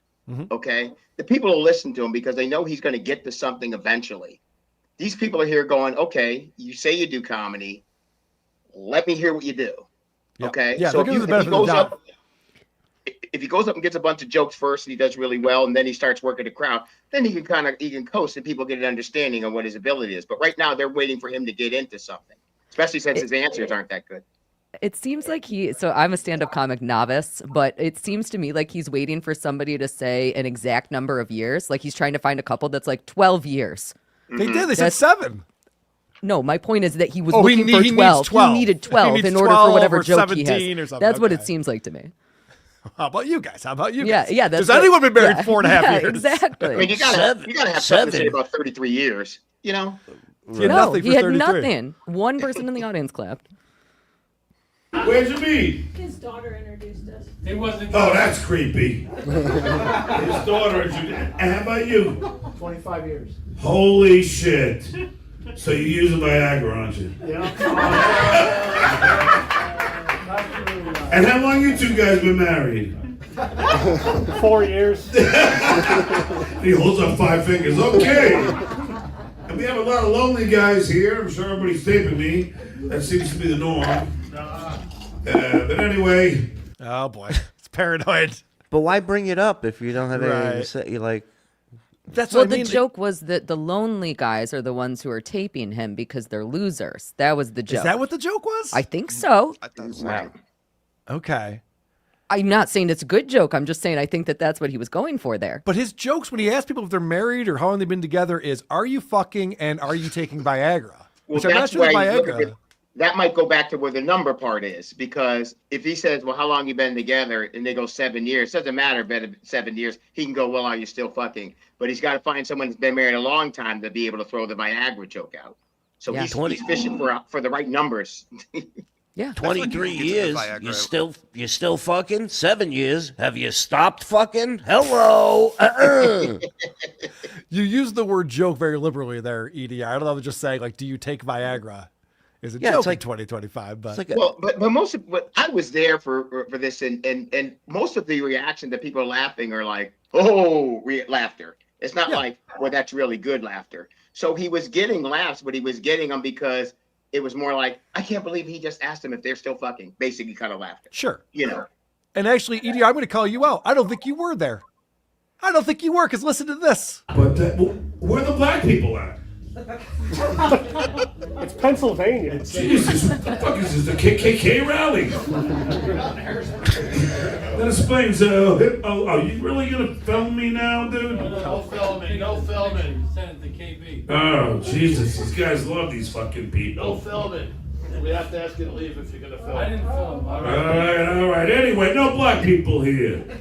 Yeah. All right, so we'll talk about the black people now. Were you on CPT when you made it to Here John's show? what I was identifying as a white person that night. No, what I did was I was okay. This is gonna sound really weird, so so this is like I perform all over the place, okay? But this is like ground zero for me, okay? So I'm going into this place, and there's a good chance that people are gonna know it's me. So I kind of stood in the back because when I introduced myself to John, I didn't introduce myself as Earl because we had a back and forth on the internet. Matter of fact, when I posted a show one time, he had reached out and I showed you this, Carl. He said, hey, if you need an opener, let me know. Yeah. So I kept throwing the invitation to him and I was like, hey, come on out. One night he said, I'm going to come out to your show, which is in the middle of Pennsylvania, and I want to do some time. I said, show up. Of course, he did not show up. And then he found out that I talked to you and he has sent a tweet saying, I don't know why a friend of Lady K's is trying to befriend me or something like that. So I don't know if he was going to remember that or not. And so I just went up here with another name, and I kind of stood in the back and kind of hit back. Because even at the end of the show, when I was sitting there next to him, some guy leans over to me while John was taking a swig of his beer, and he goes, "Hey, aren't you EDR?" And I just kind of shook my head off, like no, really fast, because I wasn't trying to there to screw with him. I just wanted to see, you know. But where the black Also, he people wanted to say horrible things about black people, so you don't want to be like, yeah, I'm a black guy. Like, Here I am. Then I can't do the next 20 12 minutes. years. 12 years. First of all, I don't care how the lighting is in the room. You should be able to spot the black people. Okay, we come with an open ID on us. You know. What was that, Ava? Do you think that setup was to shit on black people? Or to No. point out that everyone I'm there looks like joking. okay, all right. The setup is to talk about how black people have big penises. You ever hear that premise before from a stand-up? I've heard it before. Tell me more. Oh, you have? Okay. Yeah, but where does he go with it, though? That's the question. Wow. Takes it to the next level, I bet. No, he's just in a sauna. Oh. And there's a black guy there, and John doesn't feel adequate. Well, because of the black it's guy. like, It doesn't have that story arc of your stand-up, Shuli, where you talk about smoking Ah. weed for 30 Yeah, minutes there we and go. then it ends with you There's being one. hungry. There's You're one. like, oh, I got the munchies. That's copyright. You know, I can fucking take you down for saying my punchline. You want to hear a bomb real quick? Yes. good. I call this one Bombs Away. Then when they stick this camera up your butt, you know, you don't feel it because they give you this drug. You know what drug I'm talking about? This is this great drug. You don't feel anything up your ass. This drug is so good it was endorsed by Bill Cosby. Oh, come on, motherfuckers. Talking about fucking assholes right now.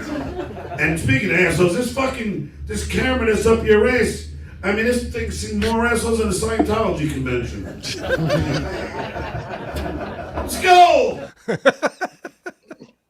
The references, like the Cosby reference, might be the most updated reference in his stand-up set, and it's still over 10 years old. Yeah, yeah. And not for nothing, you're out cold when you get a colonoscopy. So I don't know if he's maybe that's the drug he's talking Illogical. about. Yeah, But it's funny because it's like, you know, even watching it and seeing that, like I said, this is a cute little room. There's that room, and then I think the main one in the Harrisburg area would be the Comedy Zone. Okay.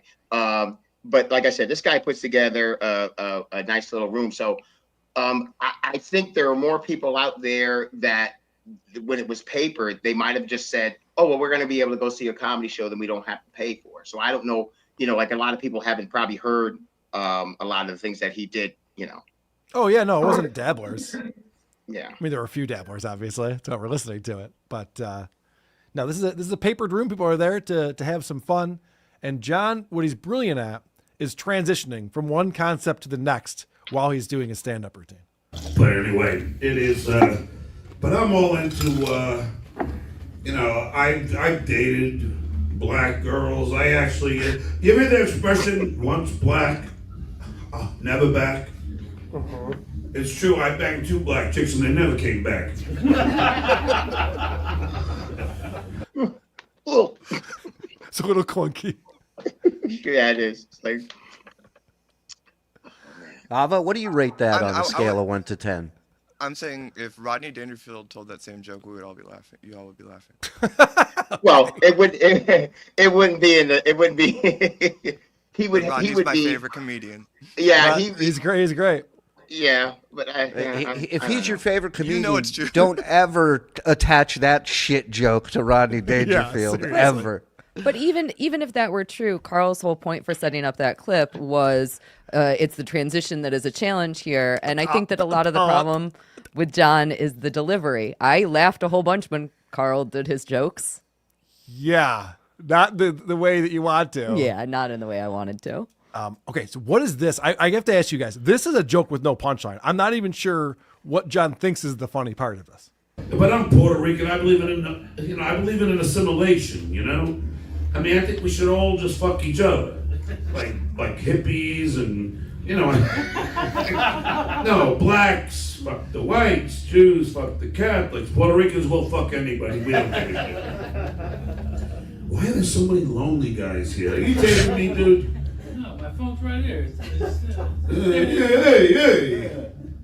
No, seriously. But anyway, I am divorced, and my wife, when we were married, she was such a hippie. Okay. I'm not sure what he was going for there. Everyone should be fucking everyone. It was that Puerto Ricans will fuck anyone, and then he got distracted because he was worried someone was taping him from Your Little Universe. So is that a stereotype that's funny? That Puerto Ricans fuck anyone? Is that a thing? Yes, are we offended by stereotypes? No. So we should assimilate by fucking everyone. Yeah. Well, that was the way he was getting to. He wanted to say Puerto Ricans will fuck anyone. Right. Wait, so they will? he just took the long, unfunny way to get there. Got it. I thought it was hilarious. I'm sure you did. Sure you did. Ava, you're losing credibility. What? I had credibility with you guys at the beginning of this. You did. Yeah. Okay. Absolutely.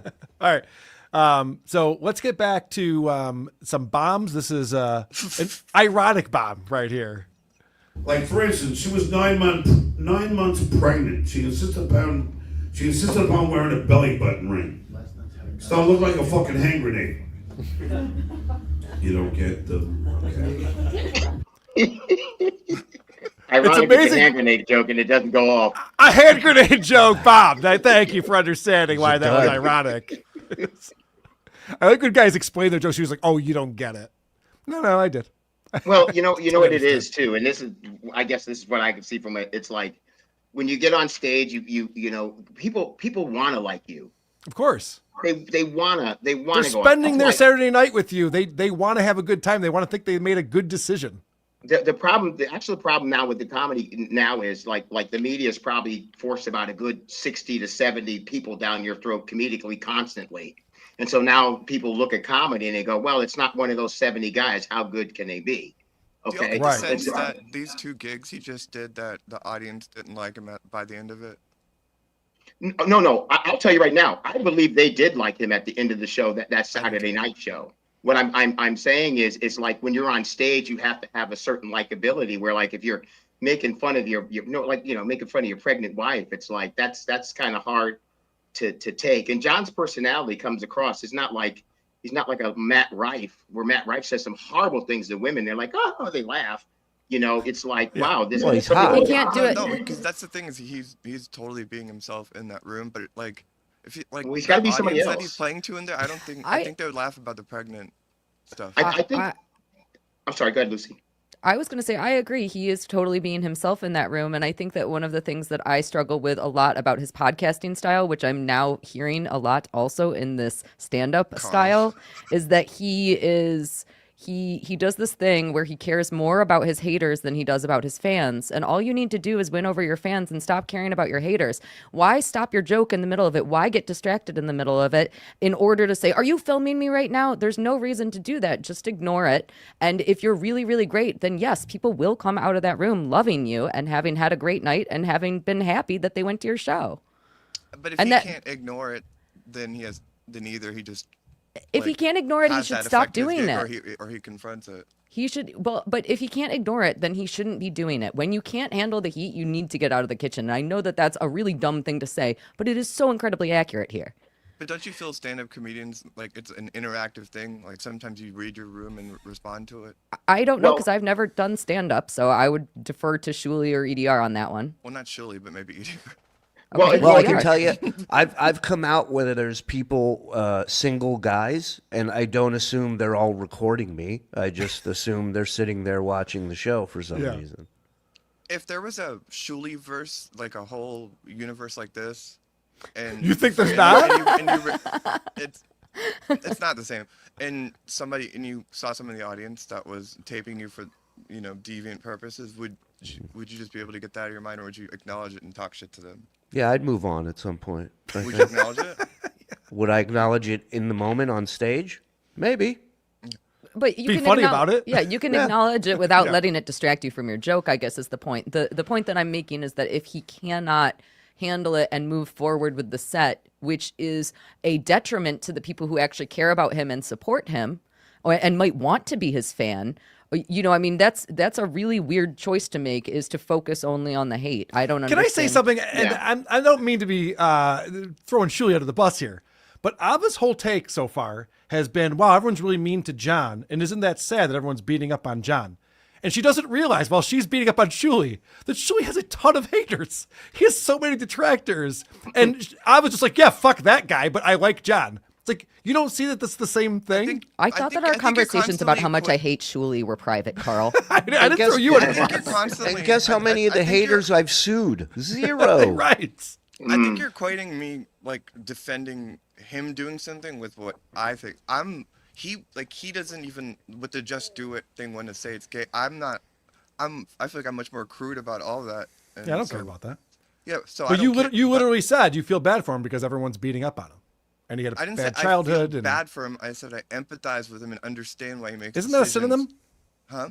Isn't that kind of a synonym? No, not in that context. It's too complicated, I guess. Sorry. Wrong dimension, dude. You can have empathy for someone and apply that to the way they react when you're being asked about these decisions they make. And Yeah, that's And different you than can- feeling and you bad can- for him. I didn't say I felt bad for him. Okay. Don't you think that when people are paying to be at his show, though, that he should be focusing on the people who support him as opposed to getting distracted by the people who don't like him? I feel like we're micromanaging like two kind of shit gigs and like a redneck. Yeah, There's never a shit gig. I'll tell you this. Let me tell you this right now. Excuse me. I'm sorry. I didn't mean to interrupt you, but let me tell you this right now. It's look. Someone bought a ticket. Okay. If there's 500 people there, there's 5 people, and if they're going to put the show on either way, you got to be there and have a show. You got to make the best of it. You're performing for the people that paid to see you there. If someone doesn't like you, and the people who didn't pay to see you there, yep, you got to go beyond that, because those people don't care about what you're feeling about that. You know, they want to hear a show and have a show. Because a matter of fact, if you go back and forth with that guy that's making fun of you or whatever, and you're winning, the audience will get tired of that too. They're like, okay, great, you already beat him down. Let's go ahead and do this. So, but I think he's doing that, and like he said, it looks like a Klan rally, and it's like a tense thing, and I think he gave it all in there. If he would have just dialed it in and just like read a script of jokes and left right away, then that would be different. But I mean, I think he like went for it, you know, but it's awkward sometimes. Well, but the funny thing is, it's a weird world. If I said it looks like a Klan rally, people would laugh. Yeah. Mm-hmm. Okay, where he says, well, it looks like a Klan rally, and then white people get uncomfortable with that, and it's like you have to be able to read what's going on in front of you. Plus, they don't know him yet. He hasn't been up there long enough, performing a long enough time for them to go, oh, this guy's funny, so we'll let him get away with a little bit more. We'll let him do a little bit more. So I think that has a lot to do with it too. I think I feel like when he was done with both those gigs, everyone that was there liked him and didn't regret going to those shows. I don't think they regret going to the show at all. I don't believe that at all. I think what being on this side of it, where we all are here, which is a weird side to be on. we have a funkier understanding of it. You know, Artie Lang said a long time ago, and I don't need to. He said this.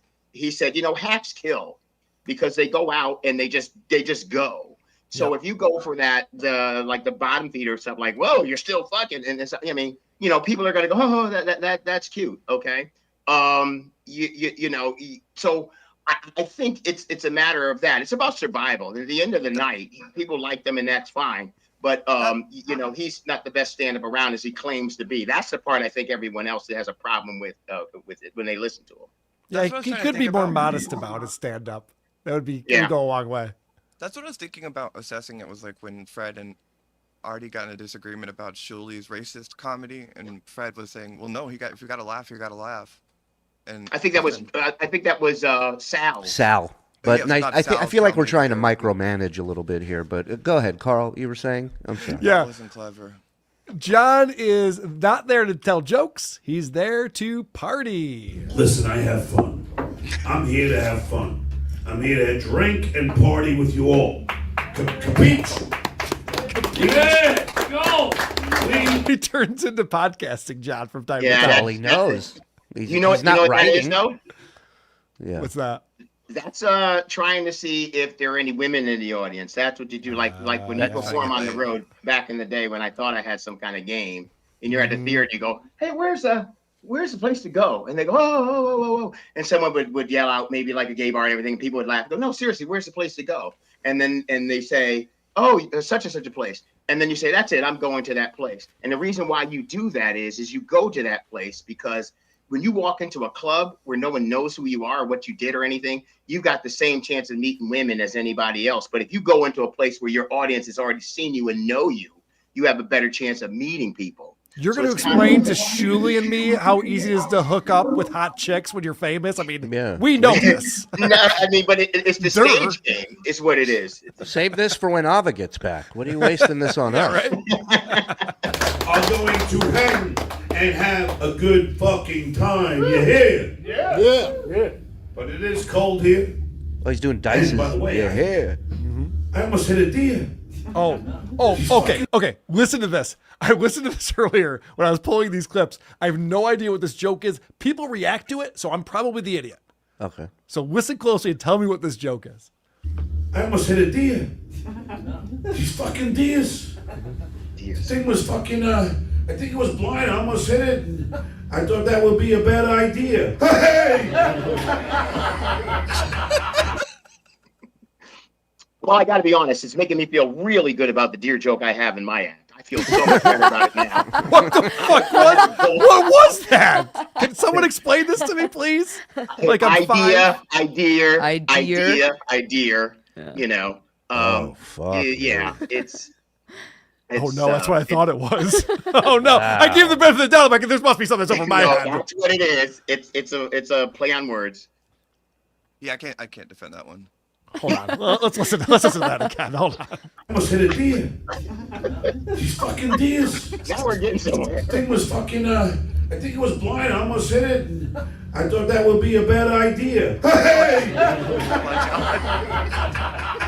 Like he could have pronounced it idea. Like he pronounces so many words incorrectly. Yeah, I was gonna say he actually corrected his said normal idea. pronunciation. Yeah. Jesus Christ. He gave himself the elephant trunk on that one. But you hear how they're laughing? Yeah. It's because it's that silly thing when they're laughing and I'm looking, Sure. I'm going, yeah, well, he's what they call getting through the gig, basically. Yeah. He's getting through the gig. But how do those deers know? Like, you know, when you see that deer cross the sign, how do they know they got to cross there? In the same place. Oh, God. All right, That's I just figured I'd just throw that in. That can't be copyrighted. That's definitely not How copyrighted. do the deer That's know where to somebody cross at the deer crossing sign? Yeah, yeah.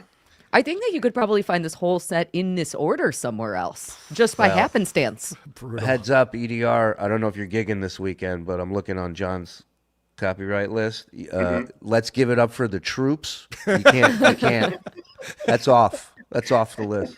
What about tip your wait staff? Is that No, on there? that you can use, but you can't. Okay. Who's drinking out there? You can't use that that you one. can't. That's done. Okay. And He did do something that I thought was pretty interesting, but he definitely did it by happenstance. I would tell you this right now, because like I decided to myself that when I come out on stage, I wanted to do anything else but hey, how's everyone doing? You know. So I try so hard not to do that, and he doesn't know that he did it, but he went out there. But I think his open line was like, oh, what the fuck is this shit? You know, I mean I love that. No, Yeah. I thought that was great too. who said that? Me. Oh, Ava. I didn't see your cameras. Sorry.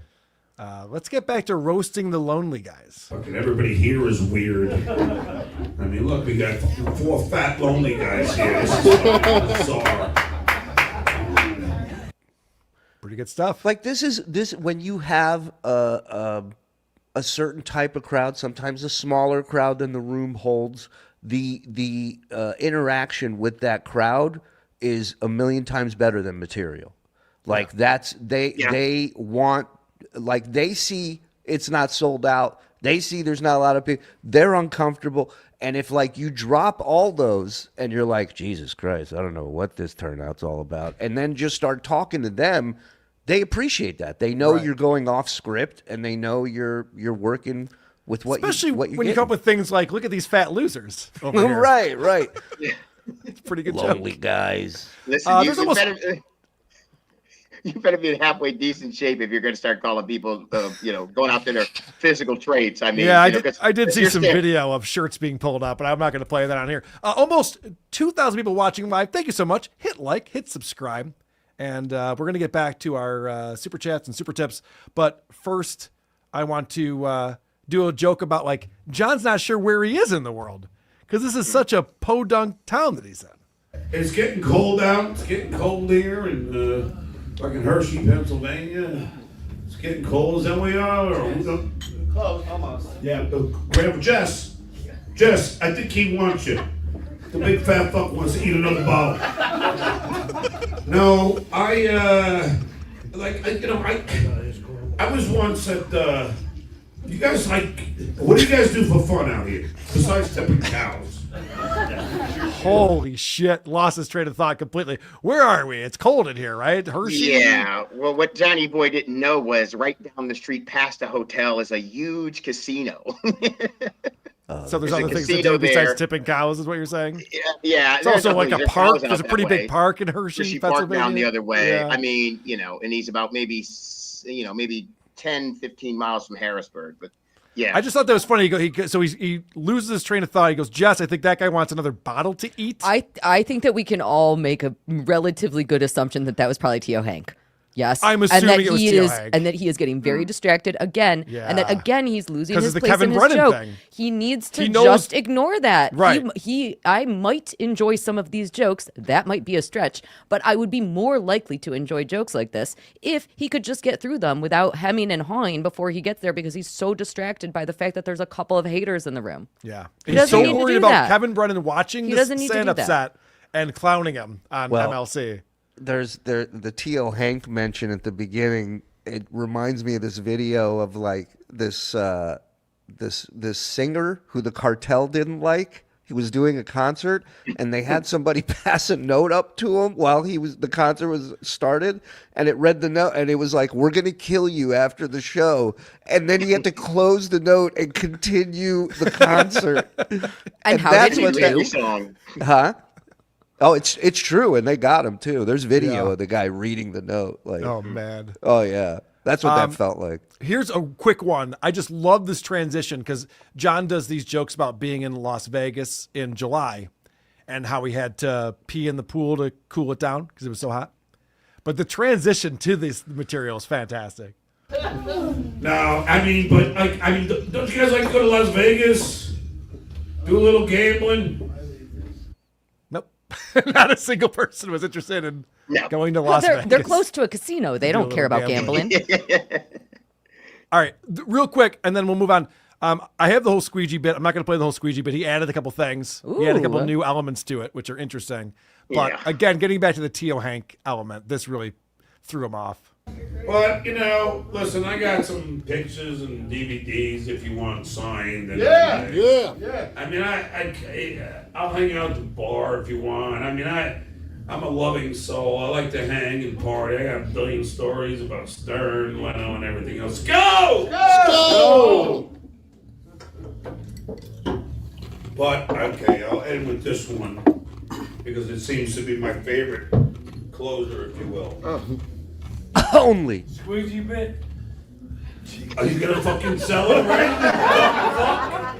Rich, take care of this guy. So Tio goes squeegee bit, and John, that really threw him off right there. He's like, God damn it, that was the punchline. Son of a bitch. No one's gonna like this now.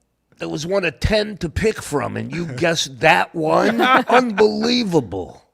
Dave Daffler coming in. Send Jake the link. Sorry to see that sooner. Dave again. John is gay. Dave Daffler, another $5. Ava, your tattoos are very ugly. Dave, it's a guest on our show. Dave with another $5. Ava is a beast. Thank you. All right. Hate monger coming in. This is going to get better. People say Shuli's stand-up sucks, but I've never seen Shuli threaten to dox someone's relative who passed away from cancer for saying it sucks. All the discontent John receives is because of him. Agreed. Hate monger. Dave Daffler again, $5. Ava has fake breasts. Lucy doesn't. That's true. I believe that's true. Yeah. Happy Billy George Record Day. Crew. EDR shout out from State College. All right. Yeah. Penn State fans are losing it now. Yeah. Hate monger.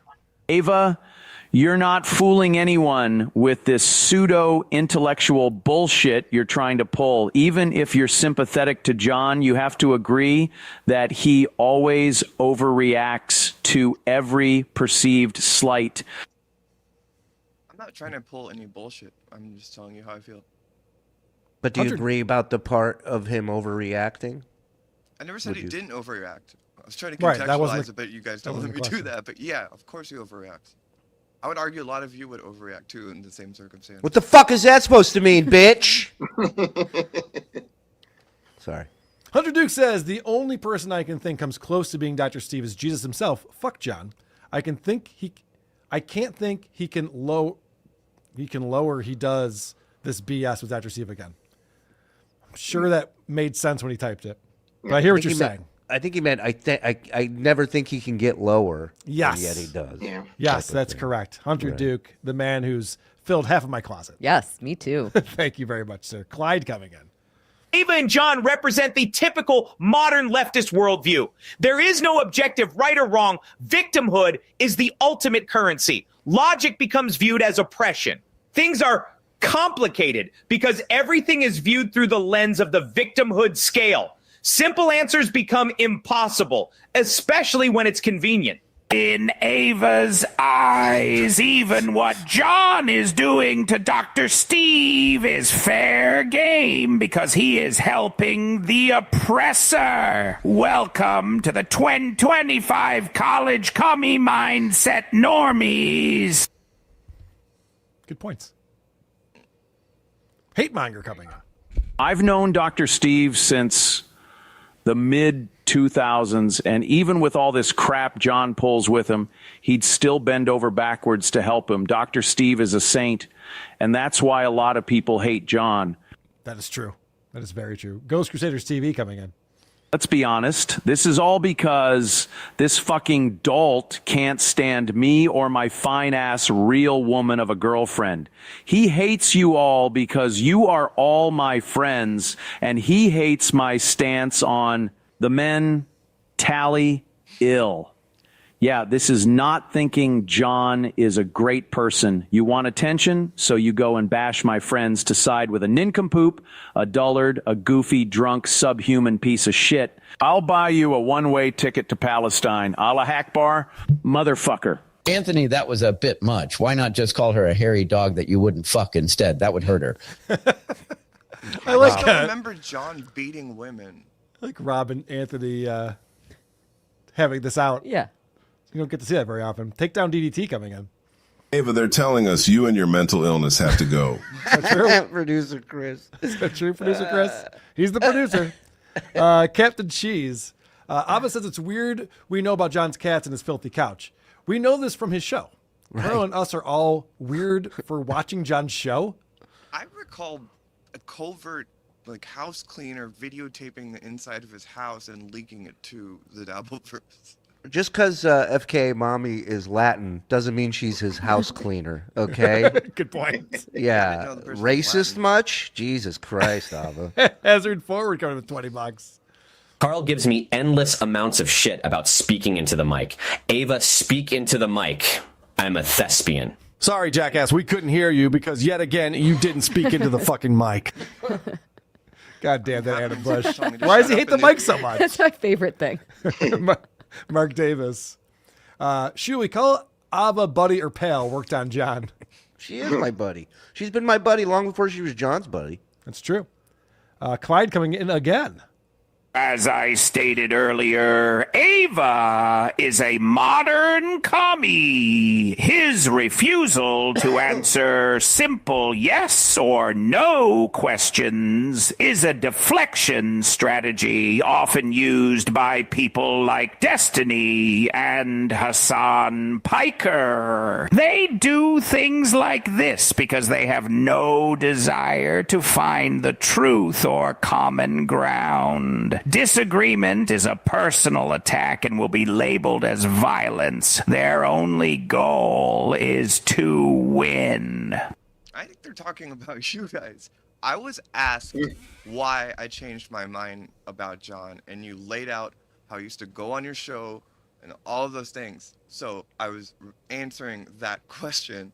I wasn't. That's not a yes or no question.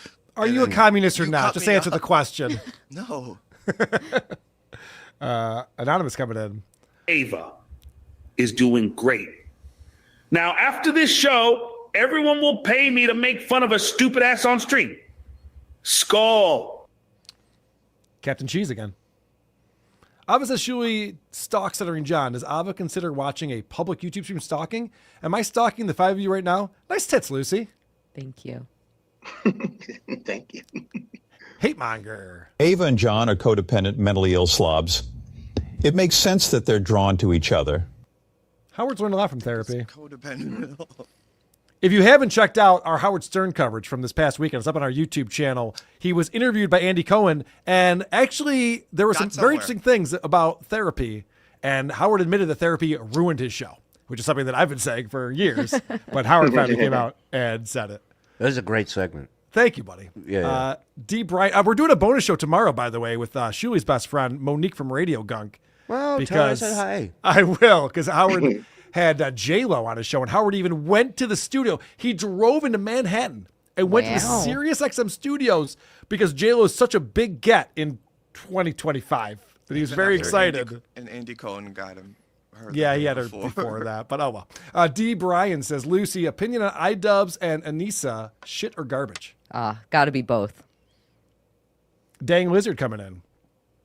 Thank you, Ava, for going on and defending your position. Respect for that. I just don't think you give others the same leeway that you give Stuttering John. I agree. This is the first time I've even talked about it with you guys.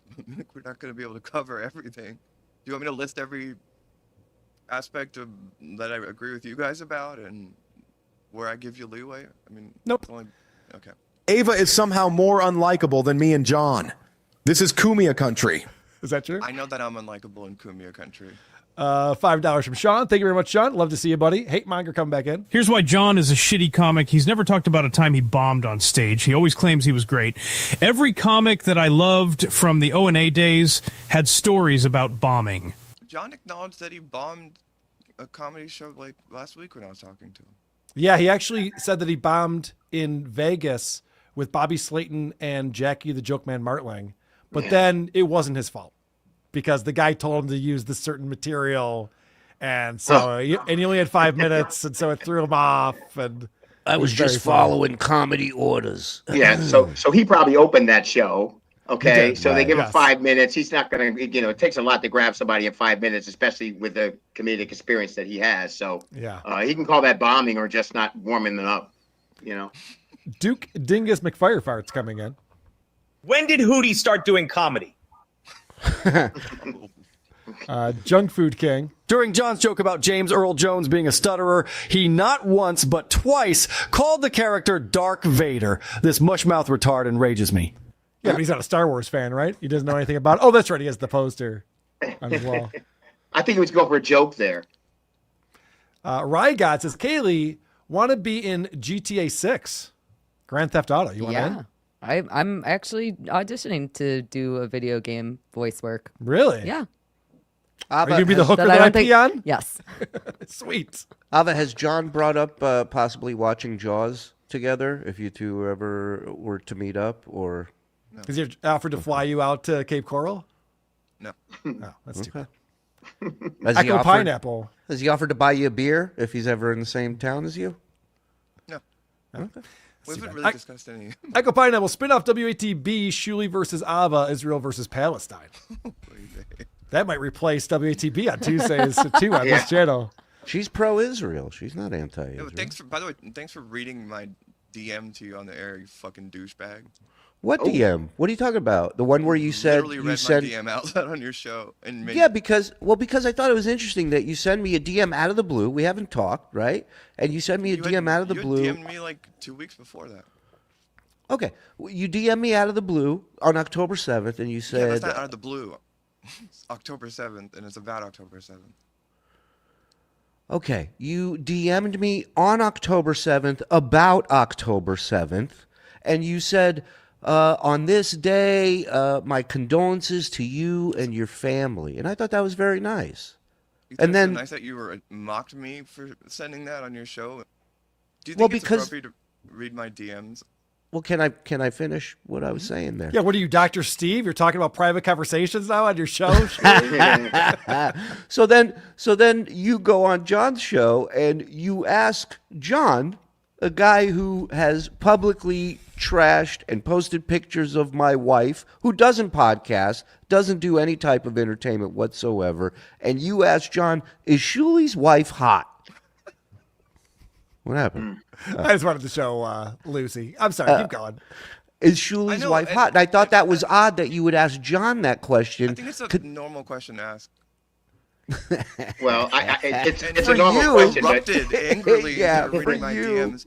I mean, y'all have said a lot of bad things about me, but I never read the exchange with me and Frog about how you guys were trying to get me to secretly befriend John's trans son here and manipulate them to get intel for you.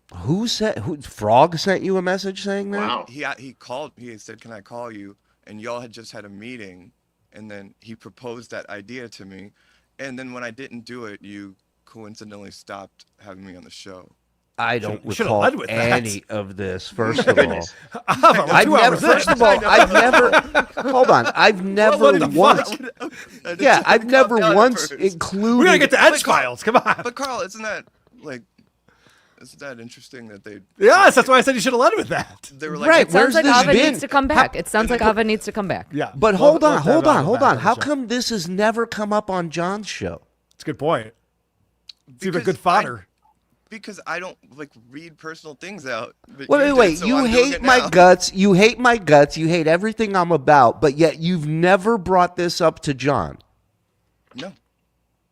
I don't believe it. I go out of my way You think to John wouldn't avoid have mentioned talking that? about his You kids. think Ava. John wouldn't have mentioned that if I told him that? I'm surprised you haven't mentioned Right. that. Is what I'm saying. Why are you bringing it up There's now? some if you- principles there because he's principles? yeah. Essentially, you all stopped having me on my show because of that, and I never told anyone Ava, if that the was whole time. true, that should have been the first thing out of your mouth when we went live on here. Yeah, I don't for believe sure. you for a second. Nice try, I though. was not ready to just bust that out because I was honestly really nervous in the beginning. Ryan got $5.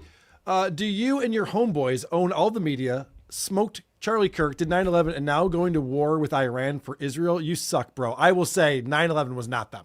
Thank you. Thank you. I was out of town that weekend. Tommy Jordan. Having Ava on before me is a dabble sin, by the way. This is my impression of Ava. All right, Tommy. I did have Tommy's victory lap video ready to go, but we've gone over our time. Keela 420 coming in. My headlight spit didn't bomb. Skull. Oh, that's not what I heard. Mark Davis says, FK Mommy not invited into John's house because she was drunk. She gave the video to John's friend, Vince the Midget, and he's the one who put it on YouTube. That is John's friend. Weird that he would do that. Seems like a betrayal. It's Ava's friend, too. Do we read this one? Disagree with everything you are saying, Ava, but fair play for coming on to be the counterpoint for the loser. He is not good people. Yes, we all appreciate Ava for coming on. It is ballsy to do Absolutely, this. yes. No pun intended. Ava, fourth Mike, Dave Daffler coming in. Gar Saxon says, one real pair, one Timu pair, only one choice. Happy Valley Wrecking Crew. Ava is conveniently unaware of John's history of atrocious but predatory, unethical, and illegal behavior. Makes it easy to take the Dabble Point. DPM Lady K. I saw your stand-up set crafted by John you did in front of a live audience. It was like a nightmare comes true. You are fearless. Nightmare comes to life. I got messages from people. It's just like, holy shit, how could you go up there and deliver that material? If I had written it, there'd be flop sweat. But I knew it was going to bomb, so I didn't give a shit. You were studying an awful lot before you got up there. Oh, you were calling me out. Lucy was looking at me from across the room, and I was staring at my phone one last time to study the material. Swallow or spit, Ava? Dave wants to know. Seems personal. I don't do that. Okay. Ava has a hairy beanbag. I'll wait. Jess says, John actively sought out pics of multiple Dabbleverse peeps kids. Stuttering John talked about it. Both Shuli and Carl actively get sent pics and info. Do not talk / show them. Everything we know about Stuttering John in the Dabbleverse is from his own mouth. That's pretty true. Thanks, Jess. Thanks for being here. I don't think that's objectively true. No? What do you disagree with? I mean, a dash cam video wasn't out of his mouth. The dash cam is public. What are you talking about? A police body cam video that anyone can get? That pullover thing was funny. It was hilarious. Yeah. It was one of the greatest things ever. Hell yeah. And also that was Cardiff Electric. Great Cardiff Electric, by the way. It is fun, but like, if Go somebody- Jays tonight. Cardiff Electric was at the game last night, forcing a Game 7 against the Mariners. Very exciting stuff going on in the ALCS. Am I right, people? Sports. Boo. All right. Feiner with 20 euros. This is only for Carl. Thank you. This is what I'm saying, guys. Lucy, you get none of that. I know. And in fact, you owe me money now. No. Paula Dazzo, 60 super sticker. Thank you for $5. James Q Legend. There is a world where Shuli and Ava sucks. This one. I guess they're saying you both suck. Jerry Shepardini says, classic show, y'all. Better than volleyball with Opie. I would imagine. Beef Drippins. Yo, this Ava dude got backed into a corner. Sup? Sup? Tom R. Exhibiting warmth is the precursor for manipulation. Good point. Paul Dazzo. F Ava, FSJ. Love TSN for life. Go Bears. What's up, Paula? Yeah, the fucking Caleb Williams did nothing for my fantasy team yesterday. With Josh Allen with the bye, I just needed a touchdown pass or something. Go Bears, my ass. Mr. Rapey Ray says, Carl, you're not going to answer the question about how you begged John to sue you. Now you want fans to pay for it. How broke are you? Hashtag bankrupt Shuli. People want to donate to our GoFundMe. I definitely appreciate that. I did not budget for getting sued by a drunken retard over a frivolous lawsuit for 2025. Dabble Don Rake Steppa, $5. George Clooney has millions of people dissecting his life. He doesn't act like John. No shit.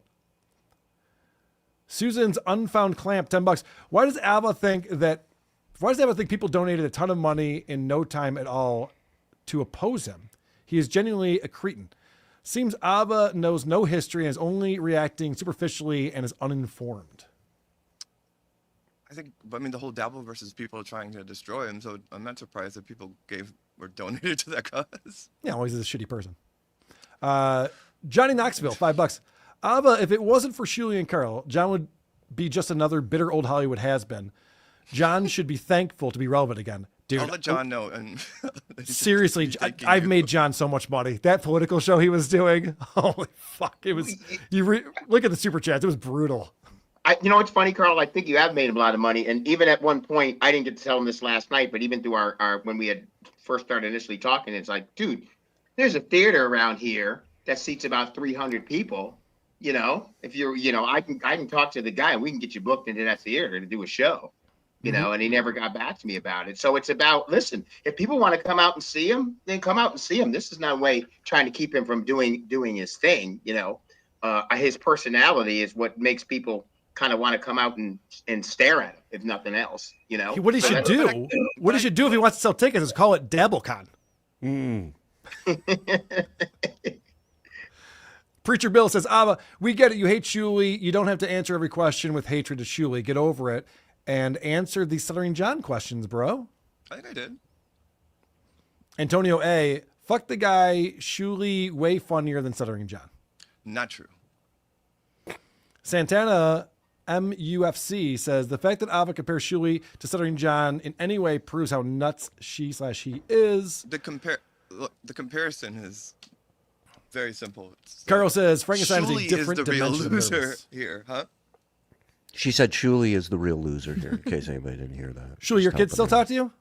Yeah, they're right upstairs, actually. Go figure. Text Hula, $5. A guy with a club foot, a Jewish couple, a black guy, and a trans walk into a bar. Oh, that's over your head. You won't get that one. Sorry, what were you asking about my kids, Ava? I didn't hear you. I didn't have a question. Oh, I thought you said something. Sorry. ASC presents. I was asking about your YouTube analytics, and if you could show us the my geopolitical, whatever the fuck that was. Yeah, I'll get you on Dimension 4 with those stats. Will you actually do that? Because otherwise, I would assume yeah, that no, you're I'll get buying right on views. that for you. Absolutely, whatever you need. Okay, thanks. Yeah. Analytics, reach, he's run a network for years that makes no money. He's just losing money. He's the Anthony Cumia of the Dabbleverse. Yeah. ASC presents my harassment charge. I'm sorry. Go ahead. My harassment charge being tossed out by the judge was a pretty good indicator that filming people in real life is not stalking Ava. The future is on film, everyone. Get ready for it. Young Klippa, yeah.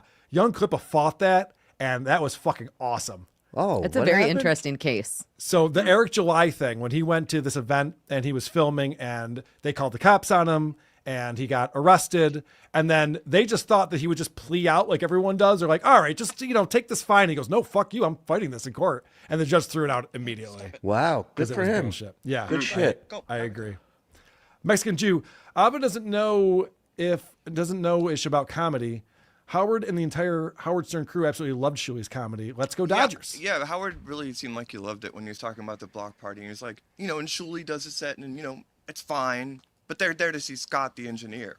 Is that the same block party you watched that got you through all those tough times? Yeah, I mean, that you sent me the message about? Well, you're good at glomming on people. Like, you helped make it so that I could see Scott the engineer. I helped you, according to your words. What are you talking about helping Scott? I'm talking about in the message that you sent me thanking me for the block party stuff that you used to watch in your downtime in life, and it helped you get out of that. Why do you keep weaponizing that? Of course. I'm not weaponizing it. I'm just bringing it up. Why is everything weaponized against you? Stop using my opinions against me. I didn't mean Yeah. I didn't mean he's no, but like, why are you harping on that? It's like you had me on your show. So I'll shut I'm up. Just grateful. keep saying I suck and I'm a loser. Go ahead. PT Ava, everyone was kind to you and you turned on everyone. You crave attention and belong in John's life. We all get what we deserve. I don't think that this would be the kind of attention someone that likes. I don't know. This isn't a good attention. It's complicated. OG Yeah, Mumbling people Nick, are I love attacking you Ava, every day. and she's right about that Wigger, Tommy Jordan. But she thinks Jake Hudson is an alpha and a genius as well, if that helps to explain things. I didn't say. I said he's an alpha. Ham Hands, Flip Flopper Ghoul is going to lecture people now. Get the fuck out of here. Ava begs for attention via link. Stuttering John will send daily perpetual professional victims. DPM, Steve plagiarizing the Eddie Murphy family cookout story. Did you also have an Aunt Bunny? Brooks, mentally ill and stupid. Laugh my ass off, shaking my head. Ben S. Ava sucks, man up. And if it's some work, it sucks. Chris Hall, $20. Thank you, Chris. Shuli has been trying to be respectful, and Ava is just using ad hominem. Ava knows they have no leg to stand on. Ava can't defend their position because they can't defend John's actual horrible behavior. Obvious troll. John, wait, no. Shuli was bashing me on the show yesterday. Like we didn't Mike, come into this. We didn't come into this as if any of us were being civil. Why would you entertain this clown, Ava? Carl says, mentally ill and stupid is no way to go through life. Frankenstein. I think he's talking about you again, EDR. Jesus Christ. Rumpled Trenchcoat says, I want to give Ava a lot of credit for coming on. I also don't want to blow up her spot, but I am looking forward to DabbleCon 3 to hear the Ava tapes. Yes, we all are. Jack Hoffman, Ava, I heard Gaza is beautiful this time of year. It's Shuli's kind of humor. Diz 5. Laughing about a genocide. Malignant narcissist meets body dysmorphia. Misery loves company. Comrade Ava. Hey Ava, do you give the list to John of topics he can joke about on stage, stuff he can write bits about? When do you have to go? I don't get it. Well, you just said that I make jokes about genocide. I don't know what joke you're referring to in particular, but is there a line in comedy? Is there stuff you can't joke about, is what you're saying? There's a difference between me saying you're a piece of shit and saying you're not allowed to say it. I didn't say you're not allowed to say it. I'm saying you're a person that makes fun of a genocide. I have a quick You're question really here. not that Can I ask a question here? Is there any way that you two are going to be able to? What would need to happen to resolve this relationship? Because it's it's kind of entertaining, but it's kind of funny to sit here and like it and first call of somebody all, else a piece of shit. Well, first of all, there's no relationship to begin with. We were acquaintances on YouTube, and there's no need to go. I don't need Ava in my life for any reason whatsoever. You guys should team up and do a show together, though. This is compelling. Yeah. We're enjoying it. Fuck yeah. I don't think her daddy would allow that. So that's true. Yeah.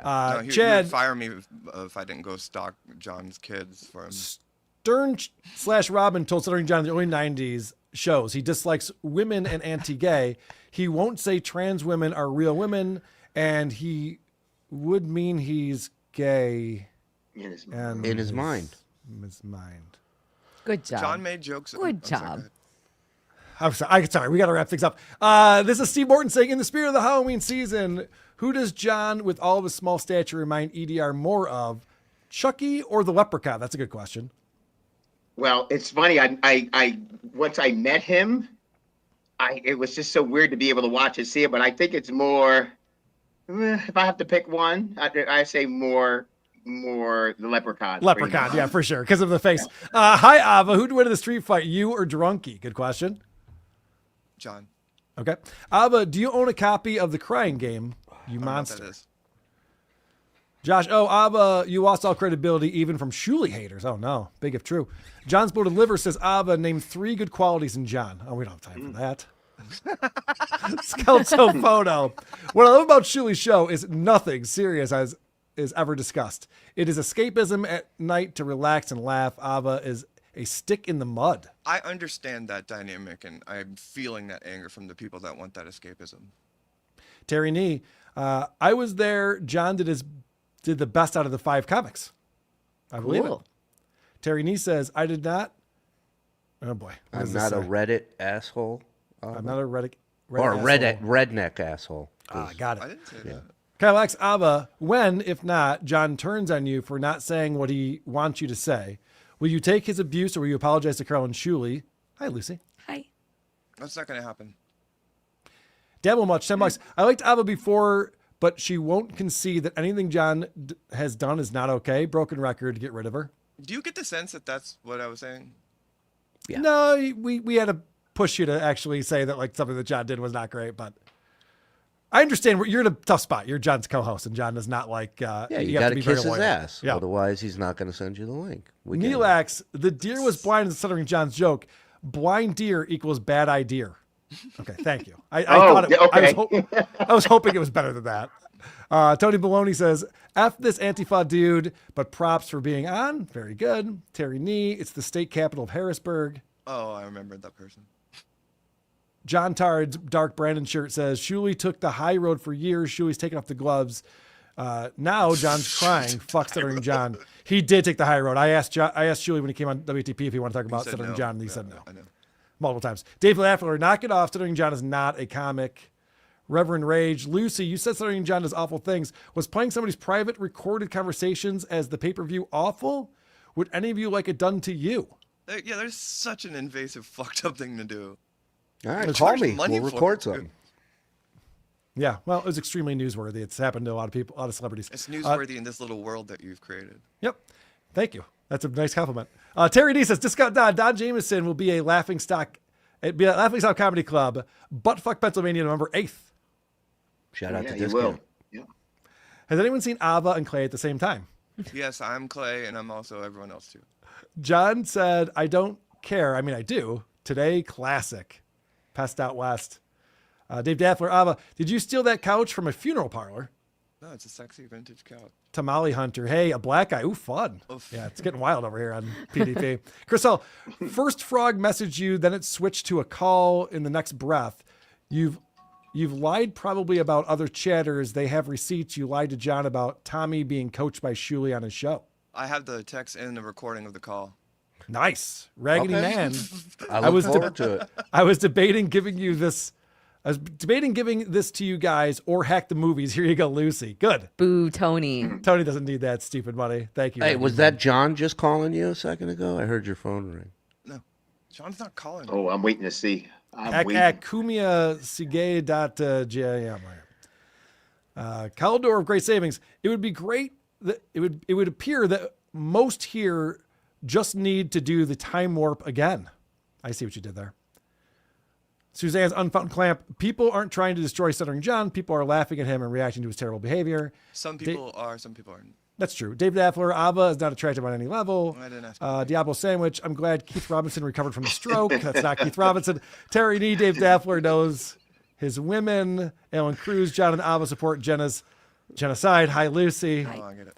Dave Daffler, Ava. Oh, that's right. 'cause I'm The police say you have to leave. And real quick, we're almost there. Miss Tightbox is not only in love with me, but she's shullied her way out of the idea. Titwayer. Titwayer. So true. South Shuli open for Artie in Atlantic City, much better than Stuttering John, says Glory AO days. 1012. Shuli didn't bring it up. But now he will. Rabid Weasel. I know this Dableverse drama like my wife knows the Housewives and Below Deck drama. Oh, my wife loves Below Deck. This is whatever y'all have made of me.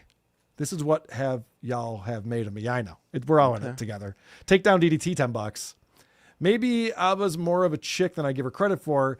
He's got the cunty, passive-aggressive attitude down pat. There you go. Yeah, pulling it off. Hate, that's a mean thing to say, right? Pulling it off? I'm sorry. What? Hate monger coming in. Ava, you blithering idiot. If Shuli was worse than John, he would be actively have one of us dig up dirt on you to tweet out and call your relatives to snitch like a bitch-made pussy. Shuli is a real G. I'm suspicious well said, right Dick now that he's Masterson. behind a big campaign of doxing me. So Okay. Who AO is? 1012. More dumb use of a word by Ava, warmth or genocide? Great question. Guys, we got to wrap up. I want to thank everyone for coming on. Ava, thank you so much for coming on. Where can people find and support you? avaraiza.bandcamp.com. Thank you. Excellent. And EDR. You hung out with John this weekend. You came on an explosive episode of PDP. Always good to see you, my friend. Good to see you too. Where can people find you? You got any shows coming up? Anything you want to plug? Well, after coaxing from you, I have a website that's going to start probably the end of this week, comedianearldavidreed.com. But if you want to see me, you can see me November, the night before Thanksgiving, at the Comedy Zone in Harrisburg, Pennsylvania.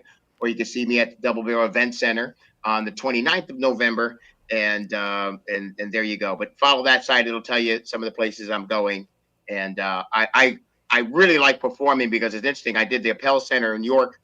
And after I got off the stage, I was doing a meet and greet. And some guy came up to me afterwards and he said, hey, you know what? He goes, this is much better than that potato bar you played. That's right. And I was like, oh, and we both went, it's a barbecue restaurant. So I kind of like being this kind of cult thing because I try to explain to other people what this all is and they've left me. So I love it.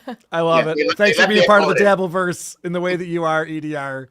Lucy Tightbox, you have Edge Files coming up in what time? 7 o'clock? I do, 7 o'clock. So We gotta rush you back to your studio. I'm gonna be in my studio. I'll be hanging out with Luigi Greenberg and Trucker Andy from All Apologies Podcast. We'll be doing Edge Files, where we are talking all about some recent and not so recent art heists. And also, you're doing a series of Lucy Does Dabbleverse. You're doing Quickies with Lucy, where you're breaking down the LOL suit. Yes. And making it palatable because there's a lot of files yes. in this LOL suit. Yes, that's absolutely true. You can find all of that on Once Over with Kaylee, Cayley, on YouTube or on Patreon. And I'm hoping to also venture into talking about Aaron's recent legal struggles. I'll be on Lucy Does Dabbleverse Friday night. Very exciting. Talking about Aaron, who is still in jail. Yes. And will still be in jail. Yes, he will. When we do this. He'll be almost out. Maybe. Shuli Agar from the Shuli Network. I will be on the Shuli Network. And Ava, thank you for coming on and joining us. Appreciate you jumping on here. And Earl, could you tell us a couple more stories real quick about, just in general, gigs and... Go ahead. Carl doesn't have to go anywhere. No, I'm sorry. I didn't mean to take your time. And I know You're you were fine, buddy. I'm we love kidding. you. I'm busting balls. There was a lot to get to today. I appreciate all of your time very much. Check out the Shuli Network. You guys don't have a show tonight. Are you back we're tomorrow? off tonight. We're off tonight. All right. Nice to meet you, Earl. Nice to meet you too. Thanks for coming on. Yes, thank you, Ava. And guys, thank you so much for being here. Hit like, hit subscribe on your way out. Maybe hit the notification bell so you find out when we're doing live shows on this YouTube channel. Like I said, patreon.com/these podcasts. We're doing a bonus show tomorrow with Monique from Radio Gunk talking about Howard Stern. Yay. I feel like I should have had this queued up as I was like building up to that thing, but then I stopped, so it kind of got awkward. Yeah. Point, Dabble Point.